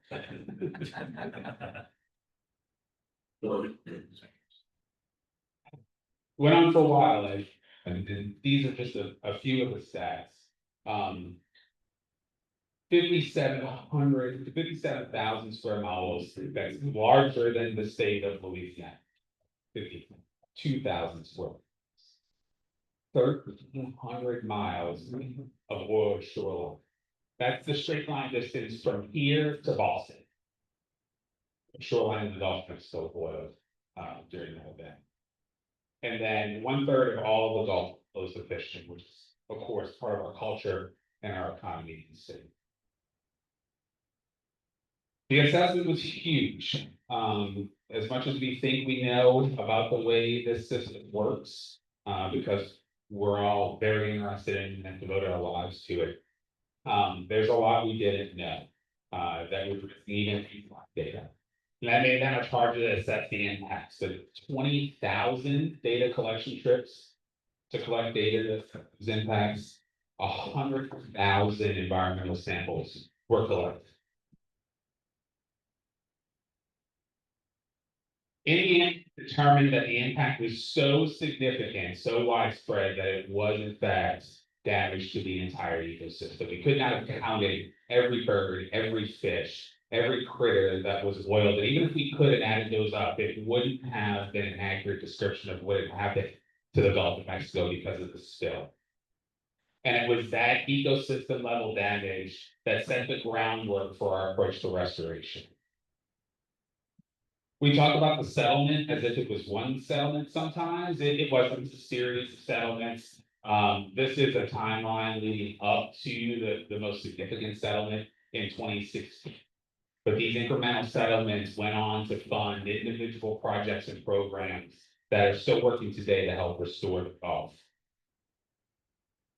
This is a complex slide. I won't go through it in depth, but I put it up there to show the complexity. These are all the different programs and pots of money that continue to be devoted to Gulf restoration today after the Deepwater Horizon spill, generally running from the most significant investments on the left to the smaller investments on the right, but even the smallest ones are very significant in scale of restoration, considering what restoration looked like before. I myself work most significantly under the Natural Resource Damages Assessment Project, which is the one furthest to the left. That's up, it says 8.1, but with the unknown conditions portion up to $8.8 billion across the Gulf restoration post Deepwater Horizon. If you're going to take one thing home today that would save me a lot of time, is be reminding folks that, yeah, we are still doing this. Can I just talk? This thing's got is that all right? You can do that. Yeah. We're still doing this. In fact, a lot of until that's still going on. I mean, all of us know that because we're in this every day. This is our life. The common person on the street, my grandma, you tell them what you do. I tell them what I do. Like, oh, that's still going on. Yeah, it's still going on. In fact, payments started in 2017 for the most significant settlements. Those payments go until 2032, 2031, 2032. Meaning we're actually only halfway done. Green line I drew on there in the middle, that was the halfway point. So we are actually 1 year past halfway. So in the majority of those settlements, those payments are annually over that time. So even if we had the capacity and the desire to do all the work we could do, we couldn't do it because we don't have the money to do it. So we are not done. We are only halfway to the finish line. A little bit about the projects in the basin. There's a lot of them, so I can't go through all of them. This is a great website, dwhprojecttracker.org. A number of organizations are compiling the available data from all those different boxes, all those different funding sources and efforts, and trying to put that stuff on a visualization on a map so you can see it. I'm gonna give a snapshot of that. If you want to dig in, it's available. This data does not include all of the restore components. So the direct restore components aren't on here. So this is actually only part of the data of what's happened here in the basin, but this is the map, the top part of the Terrebonne estuary, as far as the program's concerned, is cut out here, just because of the way the data was clipped. But there isn't anything up there related to Deepwater Horizon. But this is just a snapshot of the massive amount of work that has occurred in the Barataria and Terrebonne Basin since the spill. And this is the list in the background, but the punchline is that's $2.8 billion of investment in restoration just in these two basins since the spill occurred. I'm gonna highlight a couple of those projects, the ones that are particularly important to know and that we're super proud of. Just south of here, we are we're on this map. we're up this way, but just south of here along the Barataria waterway is the latest component of the long distance sediment pipeline project. That is an overall effort that began almost 2 decades ago now, led by CPRA, involved by BTNEP back then. I remember sitting in some of those meetings and being excited about what was planned. Lafitte and Nicki, as the design engineer, really led the conceptualization of this effort. The idea being, take the sediment from the river, we have the technology to pipe it into the estuary, and we can build marsh. Each of these cells is a different project that was strung together as part of that vision. NOAA's been involved in almost every one of those, but the latest one is this component right here, which is the Upper Barataria Marsh Creation Project that was funded by the Natural Resource Damage Assessment Settlement from the Deepwater Horizon spill. Just a before and after picture, you can see these are some of those completed components here. Similar, it's gonna be a slightly different view, the same area. Oh, too fast. after it's being constructed. Really cool project. Unique for us, and I think for the community, that this is one of the first times that we really focus on restoring function before just your acreage. So we see a lot of features in here, like a pond in the middle, like some channels that go through it. A real focus on the elevation, making sure the elevation would be intertidal so that we're getting the function. And this is critical to post Deepwater Horizon restoration, right? Historically, our motivation has been storm surge risk reduction. Rightfully said, that is what the state needs to survive as a culture and an economy. But the goal of the funds from the Deepwater Horizon spill are to restore the resources. So we can do both, but we need to make sure we're putting the resources out front, because if we just build land and it doesn't function, we're not returning that value to the nation that we promised them through these settlements. Just a few highlights from us. This is NOAA's largest ever restoration contract in the world. Just down the road from here. This is an 1,100 acre project. It is not only the largest contract dollar, also the largest footprint. Over 13 miles from the river. Not the largest pump. You guys, I think, have gone a little further than the Spanish Pass. 22 is still. Yeah, Scotia. So, but a huge project for us, and we're happy to be in the shadow of CPRA, who's the world leader in this type of work. But we're real proud to be doing that work right here. Most proud point, we came in about $30 million under budget and a year ahead of schedule, which is impressive anywhere, really impressive when you're the federal government. And again, I mean, just to focus on the resources, but putting the resources first is true across all our projects, but just a graphic to drive it home that there are so many things here that were injured by the spill that through one project, we can help bring those things back to life here in coastal Louisiana. That project wrapped up a couple of years ago, and we're moving on to our next project, and that's design of Raccoon Island in the Terrebonne Basin. This is just a projection of what Raccoon Island it could look like in 20 years. Current shot, 20 years from now, you're seeing an island that is suffering overwash, it's beginning to bifurcated. So we want to get out there and we want to put that island in a state where it can be more sustainable over time.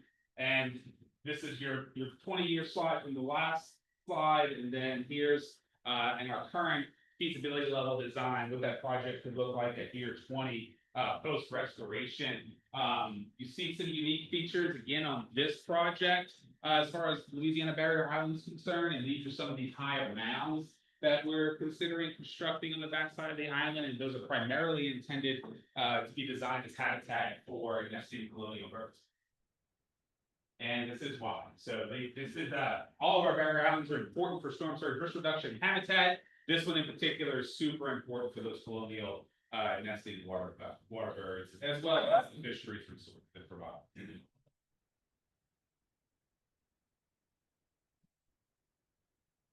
Comes with its challenges. We had initially hoped to mine the sediment that had been washed off the island onto Raccoon Point. We did some sonar there, and it looked like we had plenty of sediment. We really thought this was the line of sand. We need sand for barrier island construction, and that would be mud beneath that. When we got out there and started punching holes, it turns out the faint line up here was actually the sand line, which means, unfortunately, there's not enough material out there for us to use Raccoon Point, which means the projects are probably going to cost us $20 or more million more than we initially anticipated, because the next closest available sand source is out of Ship Shoal. So we're currently working with the Bureau of Ocean Energy Management to sign an agreement to go out there and use that material.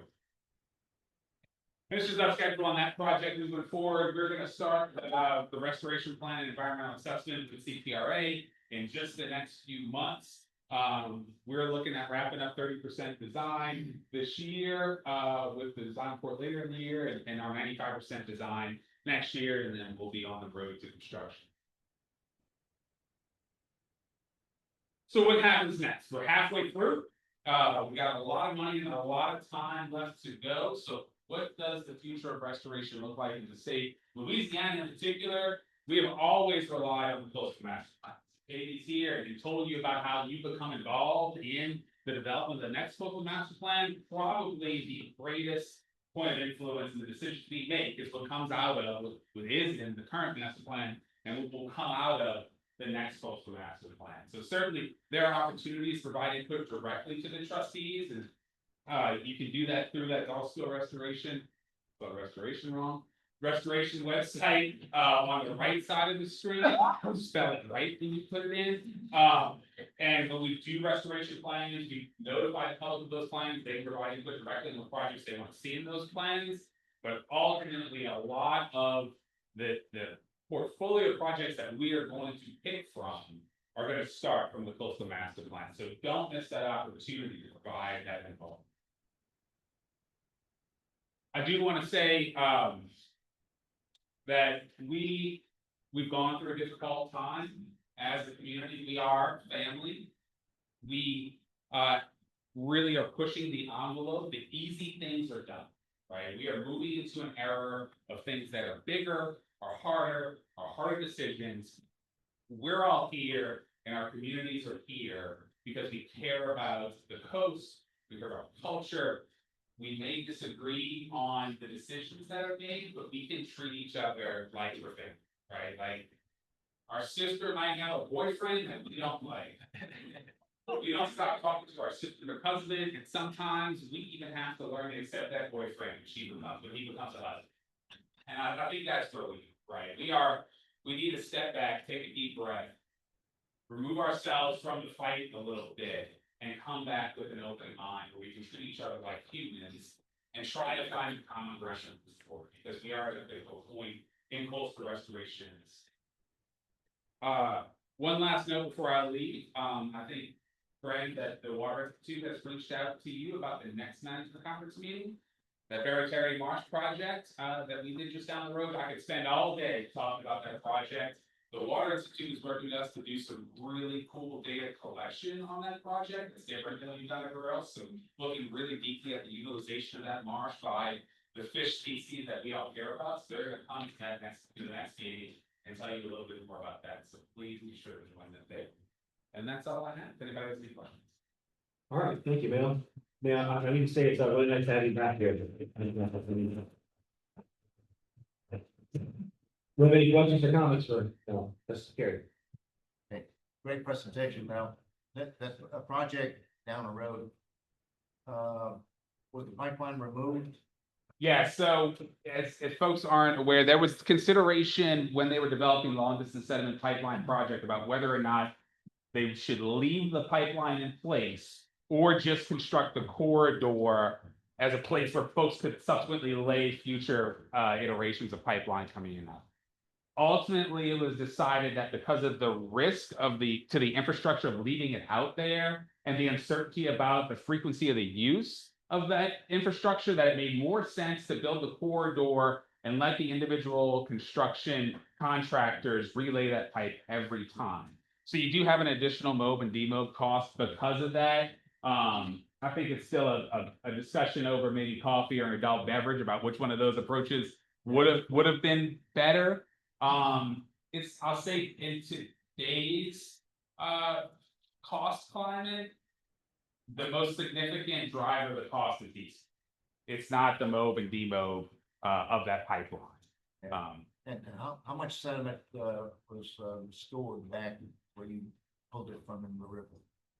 So the infill rate on that Bower area, you can imagine the channel of the river flows through some portion of the river where the ship traffic is, and then you've got these big aprons on one or both sides of the river. So this sediment comes from one of those aprons, actually on the far side of the river. There's one on the near side of the river too.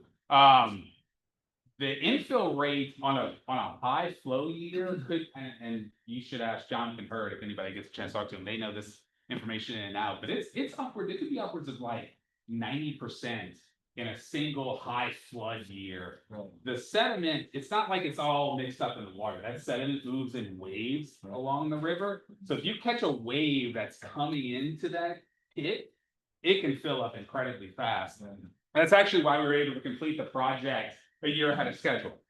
We had infill rates during construction that we could anticipate because this was like the third time we've gone to the same hole. So we used that material in a way that it then allowed us to go back and capture material that was falling into that hole as we were building the project. Right there for a year, they pumped for a year. We thought it would be 2 years. We thought they'd have to leave and come back. But things worked out. When we had a high flood year, material flowed in. By the time we finished, 3/4 of that year, it had already started to fill. You know how many cubic yards were used? On that project, I had it on the other slide. I think it's 8 800. 8,000. Oh, that. What's that? There you go. No, I think it was like 8.7 million cubic yards, or something in that range. I could go. And how fast did you do that? That project was completed in about. So you were that much sediment in 1 year? Yes, now that was a high flood year, so we had the benefit of the river infilling during construction. You wouldn't always have that benefit. I'm a resident of Lafitte. The pipe that you're talking about comes down what we call Shanty or Bed. And it comes onto my property, and the first phase that y'all did, I have 181 acres. So actually put sediment on about 60 acres, about 1/3. And what was water is now about 5 feet above sea level. As far as for vegetation, you have every type of vegetation that you can talk about. I'll give you the French, like Jean Plot, Jean Pipon. All of that is growing, and cypress trees, we are being planted on that, in my property. There's willow trees that's just growing wild, and it's beautiful. The area that you talk about in the second phase, the pipeline came down Chanterville again, crossed my property, and then came towards the pin.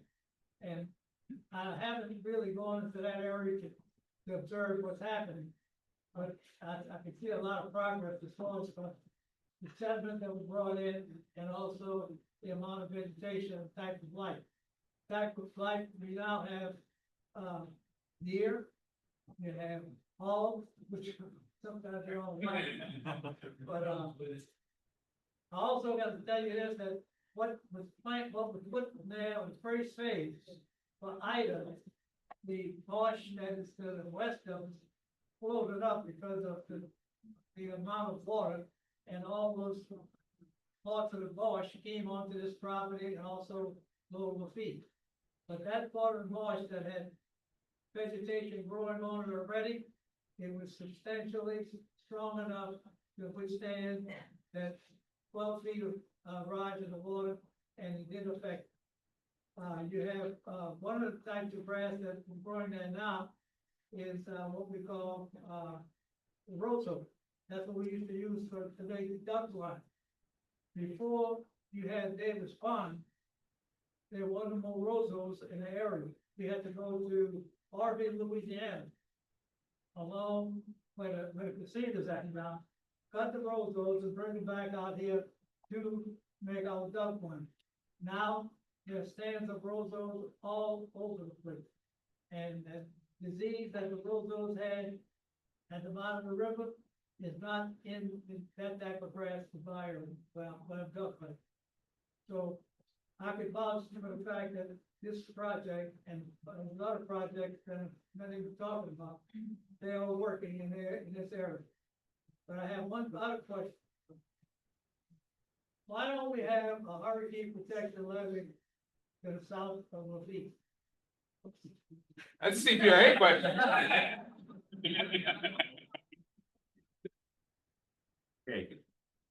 No, I've attended meetings, the Whipple meetings, and at one time, about 25, 30 years ago, they said Terrebonne Parish was not gonna be protected, like Cold Creek, and places like Terrio, and those places now are being protected.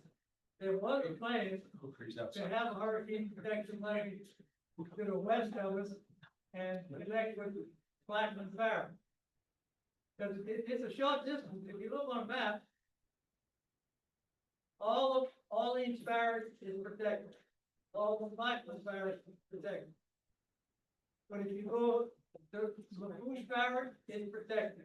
Terrebonne Parish is being protected. But there's a segment from Plaquemine to Lafitte Parish, which is, I don't know the total number of miles, but it's not that great a distance. Why don't we have hurricane protection? Lafitte, if you see that, I'll just window right. That's the protection that we have now. That's to about 6.5 feet. That would take care of the lawn, but it wouldn't take care of the island. Island, you have water into the children, all the way up to that first wall of it. We had 12 feet of water per island. So I don't want to speak for Katie, but that sounds exactly like input that they would like to hear, right? Yeah, that is exactly the type of input we'd like to hear, and I'll also mention there's currently a feasibility study going on.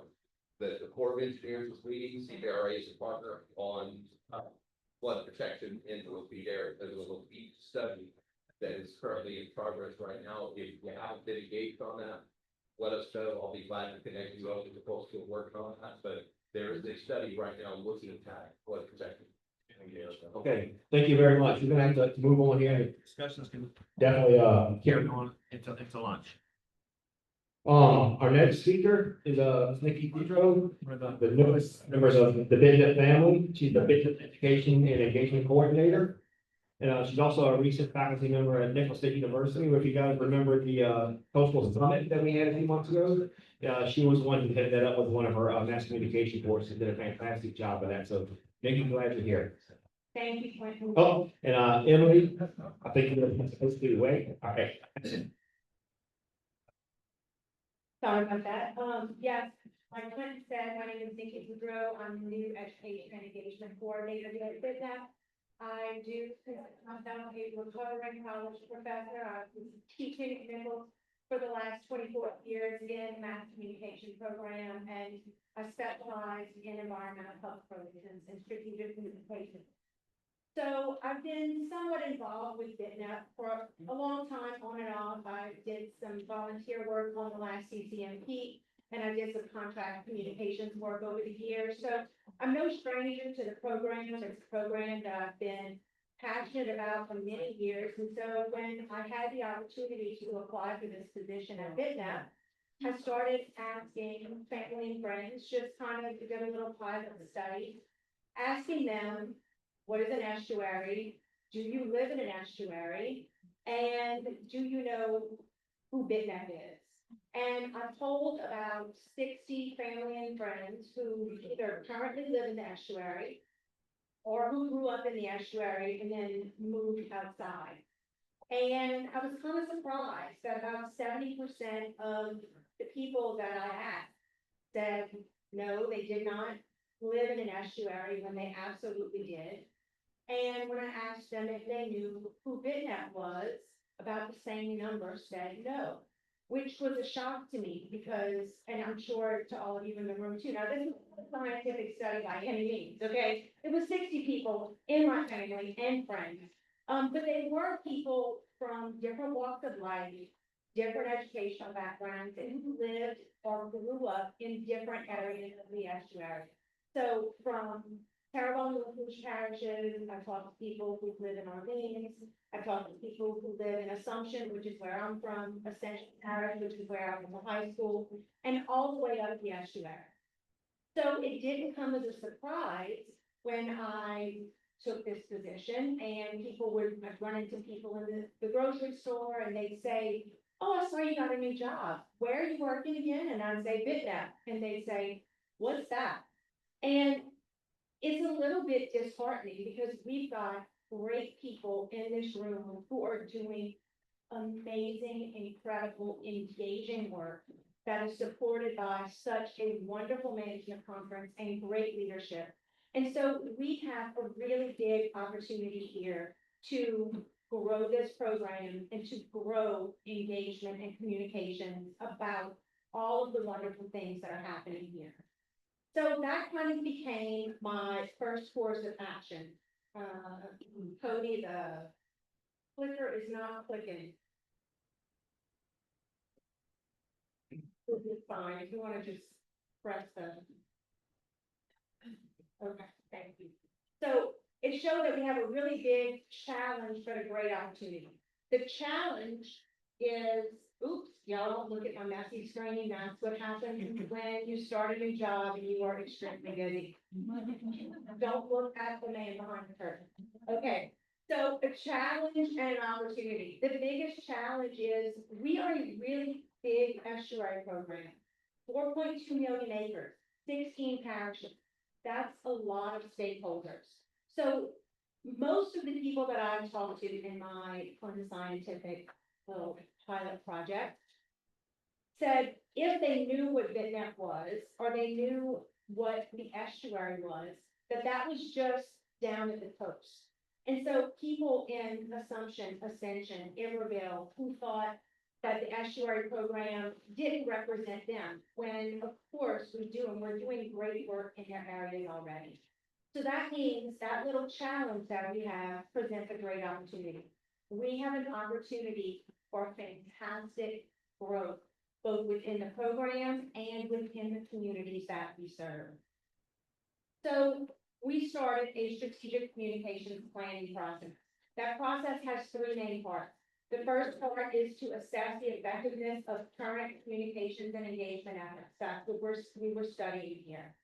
The second was to come up with a way to strategically guide communications and engagement efforts using research-based tactics. I'm not going to go into all the details of communication theory and audience analysis, but over the last 2.5 months, I guess, we've been looking at this on a daily basis, trying to figure out how to better reach our audience. And then last, to provide a process for evaluating the effectiveness of these programs going forward.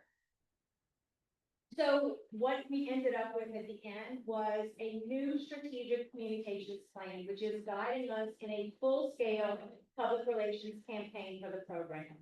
This campaign is going to use multimedia elements, which Emily Bonvillain is going to talk to you about in a second. And it's also going to focus very heavily on relationship building. So our goal is to have this campaign help us to bring in a new audience, so that when we ask people, have you heard of BTNEP? They say, oh, I know exactly who that is. So we figured our primary audience, of course, anybody within the estuary. So all the residents of these 16 parishes are considered stakeholders, and we could reach every single one of them. In order to do that, we're targeting some specific groups.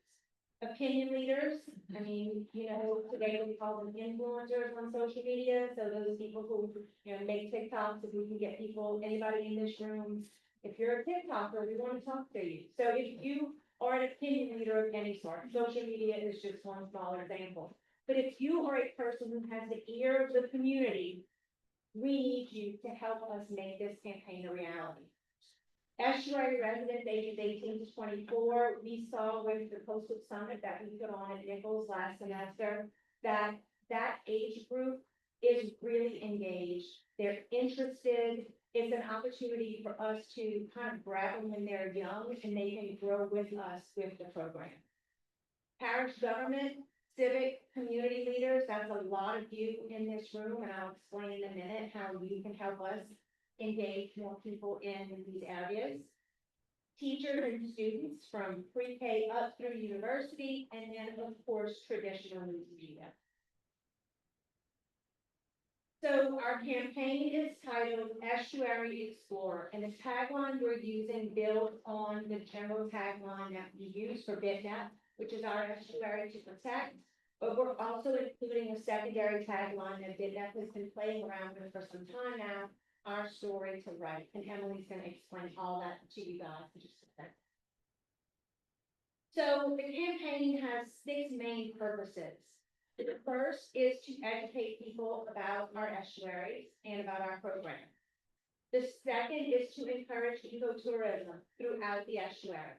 We want people to get out into the estuary and explore all that it has to offer. The third is to help our estuary residents form a connection. We want them to feel a sense of connection to the estuary and therefore the program. To encourage participation, we'll have different types of calls to action depending on the stakeholders we're communicating with.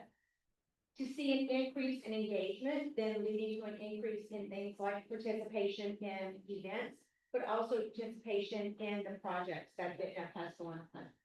And then lastly, that storytelling element to tell the unique stories of people and the projects and the places within the estuary and the estuary program. So our primary strategy is twofold. The first is to use established media channels. So we need to use not only our established social media channels, also creating some new social media channels. We are indeed not on TikTok yet. And also news media, and then also to include targeted engagement efforts. Our staff has done an excellent job of getting out into the estuary, out into the communities. We need to build upon that and be strategic in pushing ourselves, especially up into the middle and upper estuary townships. We're hoping to do that by highlighting and engaging with one parish per month through a 2-year period. So I'm going to turn it over to Emily Bonvillain. She's going to explain how we're going to use our brand and multimedia efforts, including our social media, to implement that part of the campaign. Morning, everyone. Thank you for taking out it's been a drive for some of you to be here, so we really appreciate you doing that. As you said, my name is Linda Bonvillain. I am the Communications and Public Relations Coordinator for BTNEP for nearly 3 years now. I've been working with BTNEP long before that, so I do have a bit of a history of the program. I was very passionate in state health mission and was offered a position in so I joined 2 years ago. And before we kind of jump into the Estuary Explorer campaign, I wanted to quickly do a refresher of BTNEP brand. We actually unveiled it 2 years ago, exactly at the leadership conference. And since then, we've been working hard to roll it out, because I'm sure you can imagine we have 3 decades of materials to go through and replace. So it's been a bit of a feat, but we are chipping away at it bit by bit. So when we were designing this brand, there was 4 things that were very top of mind. First would be that it needed to perform a visual age. So when the last logo was designed, people were not walking around with computers in their hands today. It needs to be mobile responsive, so that was a big goal for us. As Nicki said, we're also trying to attract new. While everyone in this room is doing really excellent work, we are trying to attract and usher in that next generation to pick up the torch. The next being capturing the diversity of the estuary. Of course, we are all working hard for 16 areas. It is vast. The wildlife habitat is so diverse, and we wanted a brand that encompassed that. It's fun, engaging, and that leads into the versatility of the logo. We needed something that was going to work with many applications. So here you will see the different logo variations of the BTNEP logo, and then alongside here are some of the colors that we use. Sectors at BTNEP have set colors. So what we see general management offering uses our brand colors. Water quality, habitat, wildlife, education, and outreach also have their colors. So as Nicki said, perhaps the most important of this campaign was the challenge, our estuary to protect our sewage, right? The goal with this was to develop a sense of ownership with people within the estuary. Because while we are doing great work, you are doing great work, to make an absolute real change, we need the help of everyone in the estuary. So we are hoping that this gives them some type of ownership of the estuary, makes them want to be involved, and makes them want to be involved. And so part of that is then being familiar with the estuary with BTNEP. That is this campaign. Brings us to tab 2. This is where you will see most of the Estuary Explorer content. We will be going parish by parish, make sure everyone gets the attention they deserve. Each week have one host. The first is Estuary teachers, so we're gonna talk about beautiful things in that parish, wildlife, houses, the landscape, things to do, places to see. Next, we are looking at projects that are specific to that parish, so people in that parish can understand how we work in their parish, even if they don't necessarily see us, we're there doing the work. Forest education and the tourism opportunities that are available in that parish, as well as all that. We want to make sure those residents know that there's something that they can be doing to make a difference. And that slide here is just an example of what you might see on social media in the next few months. We are going to have some daily stats, pretty striking photography to hopefully people will stop for when they see it. So this is just a little snapshot of what you will be seeing in the next few months, and we are very, very excited to launch it. So I will turn it back over to me.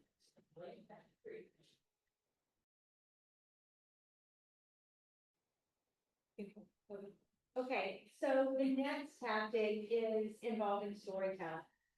We are fortunate in that we've got some current partnerships, especially through our work plan projects, that have given us an opportunity to do some really cool storytelling.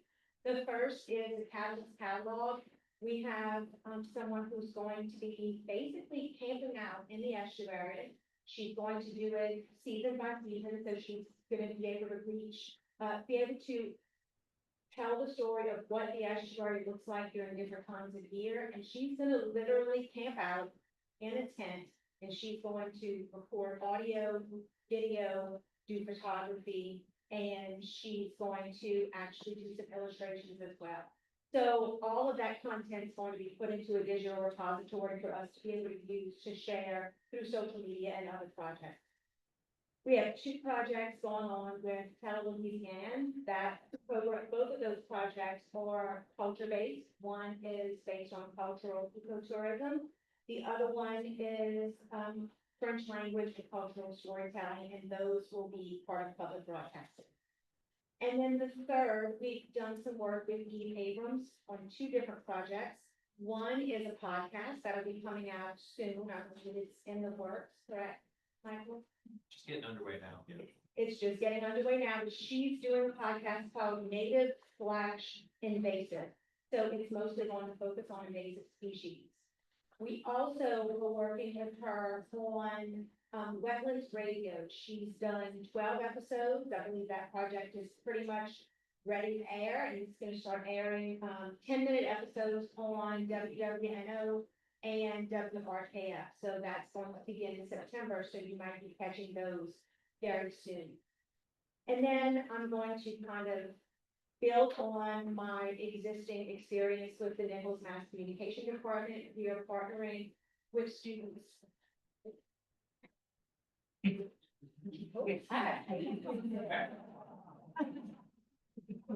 new Mid-Def theme song? Like it's walk-up music, so I'll talk about it just a little bit. And so the Mass Communication Department, we have two classes will be working with us this coming semester, which actually is about to start next week, where they'll be doing multimedia content creation, and their award-winning multimedia magazine called Boudreaux is going to be focused entirely on the estuary this coming semester. And then all of that feeds into the fact that we have a brand new website that will be unveiled in the early part of next year. We're in the process of cultivating all the content for that website. So keep your eyes peeled for that. Our plan is to unveil it at Management Conference in the spring. Tactic 4, this is one of the ones that you guys can really help us out with, and that is through stakeholder engagement.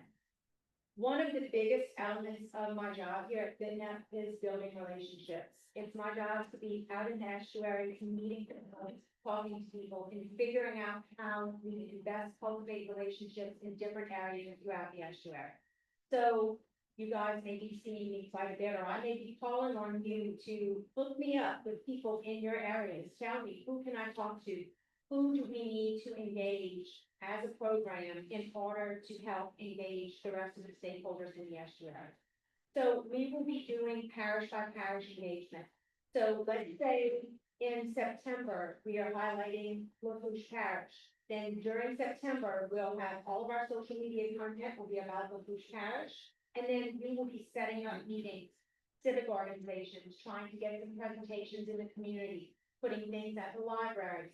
So we'll try to coordinate what we're doing on social media, whatever parish we're highlighting there. We'll also be highlighting in person and working on building those face-to-face relationships at that point. We'll also be doing a bunch of other things. I'm not gonna go through all of them, but one really important piece of this is the fact that we're moving a management conference around the estuary. So that plays really well into this Estuary Explorer campaign because we're challenging you guys to get out and explore the estuary as well.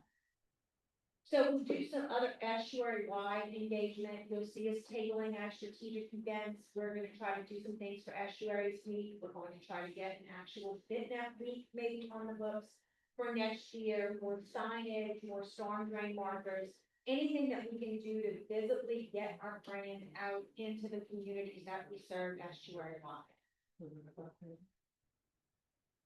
Tactic 5 for all my education friends in the room. I know that you've been waiting on this. Claude and Claudette are coming back. They are being refreshed. We are going to have new critters to join them. So we have a whole collection of critters that are going to be unveiled next year. We're working with a local artist who is giving Claude and Claudette just a little bit of a makeover and then creating some friends to go along with them. So we've got elephant and a diamondback terrapin, a redfish. We've got frogs, bees, butterflies. We've got a whole host of critters, and that will help drive a lot of our education curricula. We also are setting up, we've started the process of setting up an education task force that's going to help also update all of our education curricula so that we can make sure that they align with current state standards. And we're also going to try to push for more engagement and interaction, not only in K through 12, but also in university settings. Tactic 6, we want more people like you. So if you look at this chart, I know it's kind of small, but you can see that we have fantastic representation from government agencies. A lot of you in the room represent a government agency in your parish. But believe it or not, only 7 parishes are directly represented in this room right now. Because it's not that they're not welcome, it's that we just haven't had current engagement from them. So they are not on our regular management conference attendance list. We also have great relationships with NGOs and professional organizations. A lot of you represent that area of our stakeholders. We've got about 10% of our stakeholders who come from education, but we don't have many that come from culture, environment, or community-related groups or nonprofits. So that's an area where we stand to grow. We'd like to see all 16 estuary parishes represented on the management conference on a regular basis. And we'd also like to grow our relationships with community organizations, especially those in the environmental and cultural areas. So you can think of some that we need to reach out to engage with. We would love to get that information. We hope that by engaging a larger audience on our management conference, we'll also get greater representation on our action plan teams. So we have this map, and I'm sure the staff is tired of me pointing to this like homemade heat map we did on this big giant map of Louisiana with some little stickers on back of the cabinet. But basically, the large majority of our projects in the estuary are in the lower parishes. Granted, those are the parishes with the most pressing need, but we have 16 parishes that we could be doing a lot more with. So we hope that by increasing attendance and participation with management conference, we get more attendance from those middle and upper estuary parishes that engages people to want to participate in the action plan process, and then that helps us to diversify those action plans and get more projects in the middle and upper parts of the estuary as well. So how are we gonna know if we did a good job? Well, since my little 60-person poll is not going to serve as scientific data, we really would benefit from doing a large-scale public opinion survey. Those take time and they take a lot of money. We are going to pilot some surveys in the community and see what type of information we can gain on our own to get us started point. But we do have some places where we do have actual metrics, especially social media and earned media. So by earned media, I mean anything that we get into the newspaper, online publications. We can look at, you get a, yes, podcasts, television programming. So we have metrics on that. We want to see how we can increase that. We also have some initial data on who participates in things like management conference, who participates in other events. So that's one way we can start to look at a baseline and figure out how much we can grow. Maybe one day we can do a large scale public opinion survey. That would be fantastic if we could do that down the line. So we are hoping that by the end of this 2-year process, which is going to be July 31st, 2027, we've seen an increase, about a 20% increase in social media engagement, about a 20% increase in earned media engagement, and then we can very easily track our engagement in terms of growth and relationships in all 16 parishes. In the interim, we'll do quarterly evaluations, so we'll be able to give you guys a report for each management conference meeting. You can tell kind of where we are, how much we've seen in terms of impact, and then what changes we've made along the way. So you do get a little bit of a sneak preview on, this is going to be our kind of introductory video to the Estuary Explorer campaign. It's very short, about 1.5 minutes.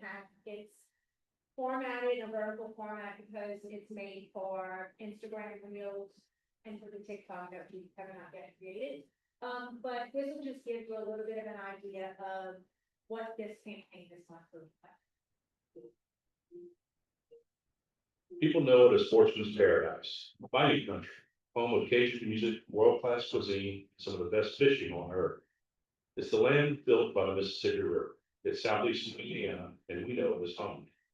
The 16 Louisiana parishes nestled between the Mississippi and Chapala rivers make up the Barataria-Terrebonne estuary system. Louisiana's only nationally recognized estuary, home to one of the most diverse and productive ecosystems in the world. We are the Barataria-Terrebonne National Estuary Program, but you can call us BTNEP. And we are tasked with restoring and protecting the 4.2 million acres of land, bayous, lakes, bays, and estuary. For the next year, we'll be exploring this paradise, parish by parish, and showing you all the ways BTNEP is making a difference. We're improving water quality, removing marine debris, and restoring habitat for birds and other wildlife.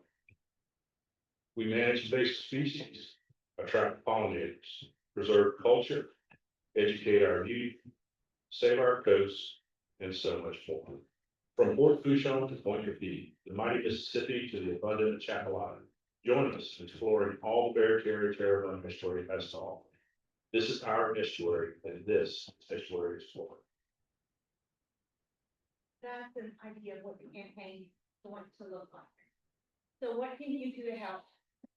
You will get a survey from us very soon asking you for ideas on how we can better serve parishes that you live in, the people that you know. So please, when you get that in your inbox, fill that out. Connect us to opinion leaders, government leaders, communities, civic organizations in your communities. Help us to reach out to management conference members and participate in our action plan team. If you have social media, everybody in this room, if you have social media before the day is done, if you do not follow BTNEP on social media, now's the time to do it. So please, and then like, share, comment. The more you do that, the more engagement we get. Attend BTNEP events, talk about BTNEP wherever we go, and share your stories with us because we know that you guys have great stories to tell.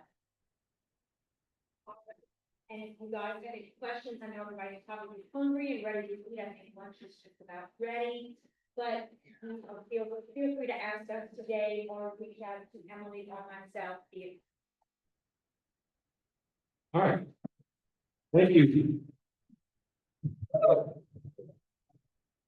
was a great job that, Nikki and Emily, and I'm looking forward to it. Do we have any questions or comments? I'll firstly match the first $500 raised through Brand's first TikTok days. So noted. Cost you more than that, Mel. Any other questions? Okay, before we move, yes, sir. Yeah, I've got one comment, I just wanna, and I hate to direct this to Mel Landry, but I'll direct it to NOAA in general. Thank you for your leadership on Deepwater Horizon. I don't know if folks realize the role that NOAA has played in Louisiana on Deepwater Horizon from a federal standpoint, but it's extraordinary. The project he showed, the Barataria-Terrebonne project is the largest arbitration project built to date, at least for another couple months, till CPRA needs it over the board. But it was a 13-mile tunnel. The project previously that was a record, the Schofield Island project, was actually a NOAA Quicker project that was Rachel Sweetie proposed. I was actually tasked with doing an activity yesterday to look at all of the NOAA projects that have been done in Louisiana. So the Quicker program began in 1990, so 35 years ago. NOAA has either led or been a partner with CPRA on over 40 restoration projects built across the coast. In the BTNEP area, Little Lake Marsh Creation over in Lafitte Parish, about another 1,000-acre project, which at the time was the largest marsh creation. Barrier Islands, in entire Barataria Barrier Island chain from Bayou Lafitte to Sandy Point. Every one of those islands or areas has had a restoration project done since 2005, since the Hurricane Katrina in the last 20 years. Several of those were NOAA-led projects. Pelican Island, Pastoral Island, Grand Bayou Pass, near Rock Field. NOAA has been forward-leaning for years, and I just want to say, on behalf of the state of Louisiana, thank you for not just for the role you played on Deepwater Horizon, but the importance of you all and all of our federal partners in Louisiana. Team Coastal is stronger because of what you guys are doing. Louisiana is better off for the work that you're doing. So, thank you very much for the work. That's good. Thanks so much. Yes, thank you. And,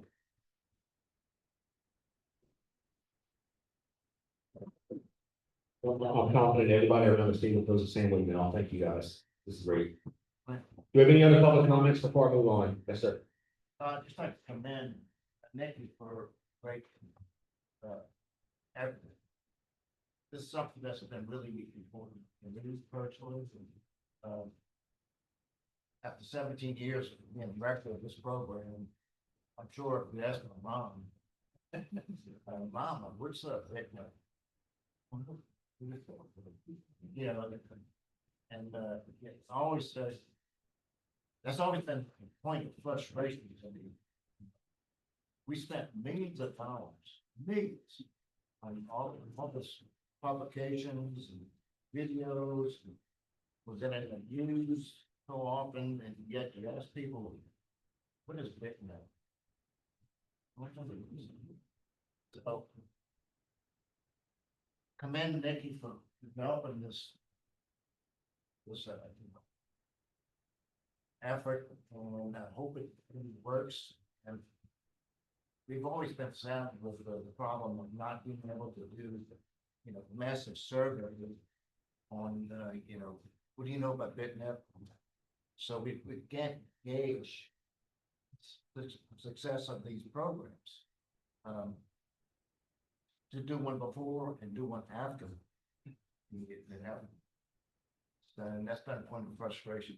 So anyway, this looks like a great presentation, great effort, and I'll do anything I can do to help if you know. Thank you, Gary, and I agree. I think this is a good move for BTNEP's part to spread the word. Any other comments? I have a few closing things. Michael? Yes, I just wanted to say, it's really great to be here in Lafitte. And I feel like I'd be remiss if I didn't mention two really excellent, local attractions. This beautiful swamp outside of the window, right outside this door is a trailhead for the Jean Lafitte Wetland Trace, which is a mile-long elevated boardwalk through the swamp that makes a loop. So it's kind of perfect little trail right here. There's another mile that attaches to that along this levee path out here. It's beautiful, but then perhaps even more marvelous is the last building on the right as you're leaving and you're going to turn to get on the bridge is the visitor center, where they have decided to tell the story of Jean Lafitte in animatronic marionette form. You heard me right. And it's air conditioned in there, so I'm hot outside today for the wetness trade, but check out the visitor center. They're open until 3, and you got to see the story of Jean Lafitte all in touch. Thank you, Officer. Yes, I'd just like to mention that, on the day of the next BTNEP meeting, November 6th, if you're looking for anything to do afterwards, the Environmental Health Council of Louisiana is meeting on Nichols campus, at the Coastal Center, on that same day. They go till 3 o'clock after BTNEP. So run on over there and see what it's all about. A lot of people don't know about the Environmental Health Council of Louisiana. John Busey from Nichols, chairs, board of directors there. And the theme is going to be seafood in Louisiana. So that could be just about anything. Just wanted to mention. Okay, that sounds good. Yes, sir. One question, Bill, with NOAA, going outside this estuary, what's the progress of the nearest proposal for the chop line?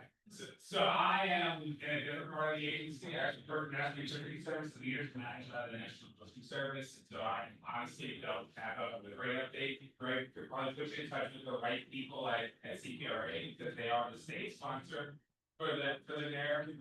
But I can't, I have very little insight at this moment. I tell you my hands. So DNR with working under NOAA contract, they don't deal with it in it? CPRA is the state sponsor.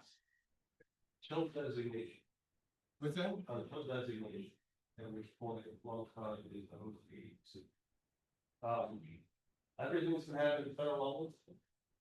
Has really slowed down the process. That's what I've been told, they've been dragging their feet. Yeah, well, frankly, most of the people that were involved in that process at the NOAA level have left NOAA.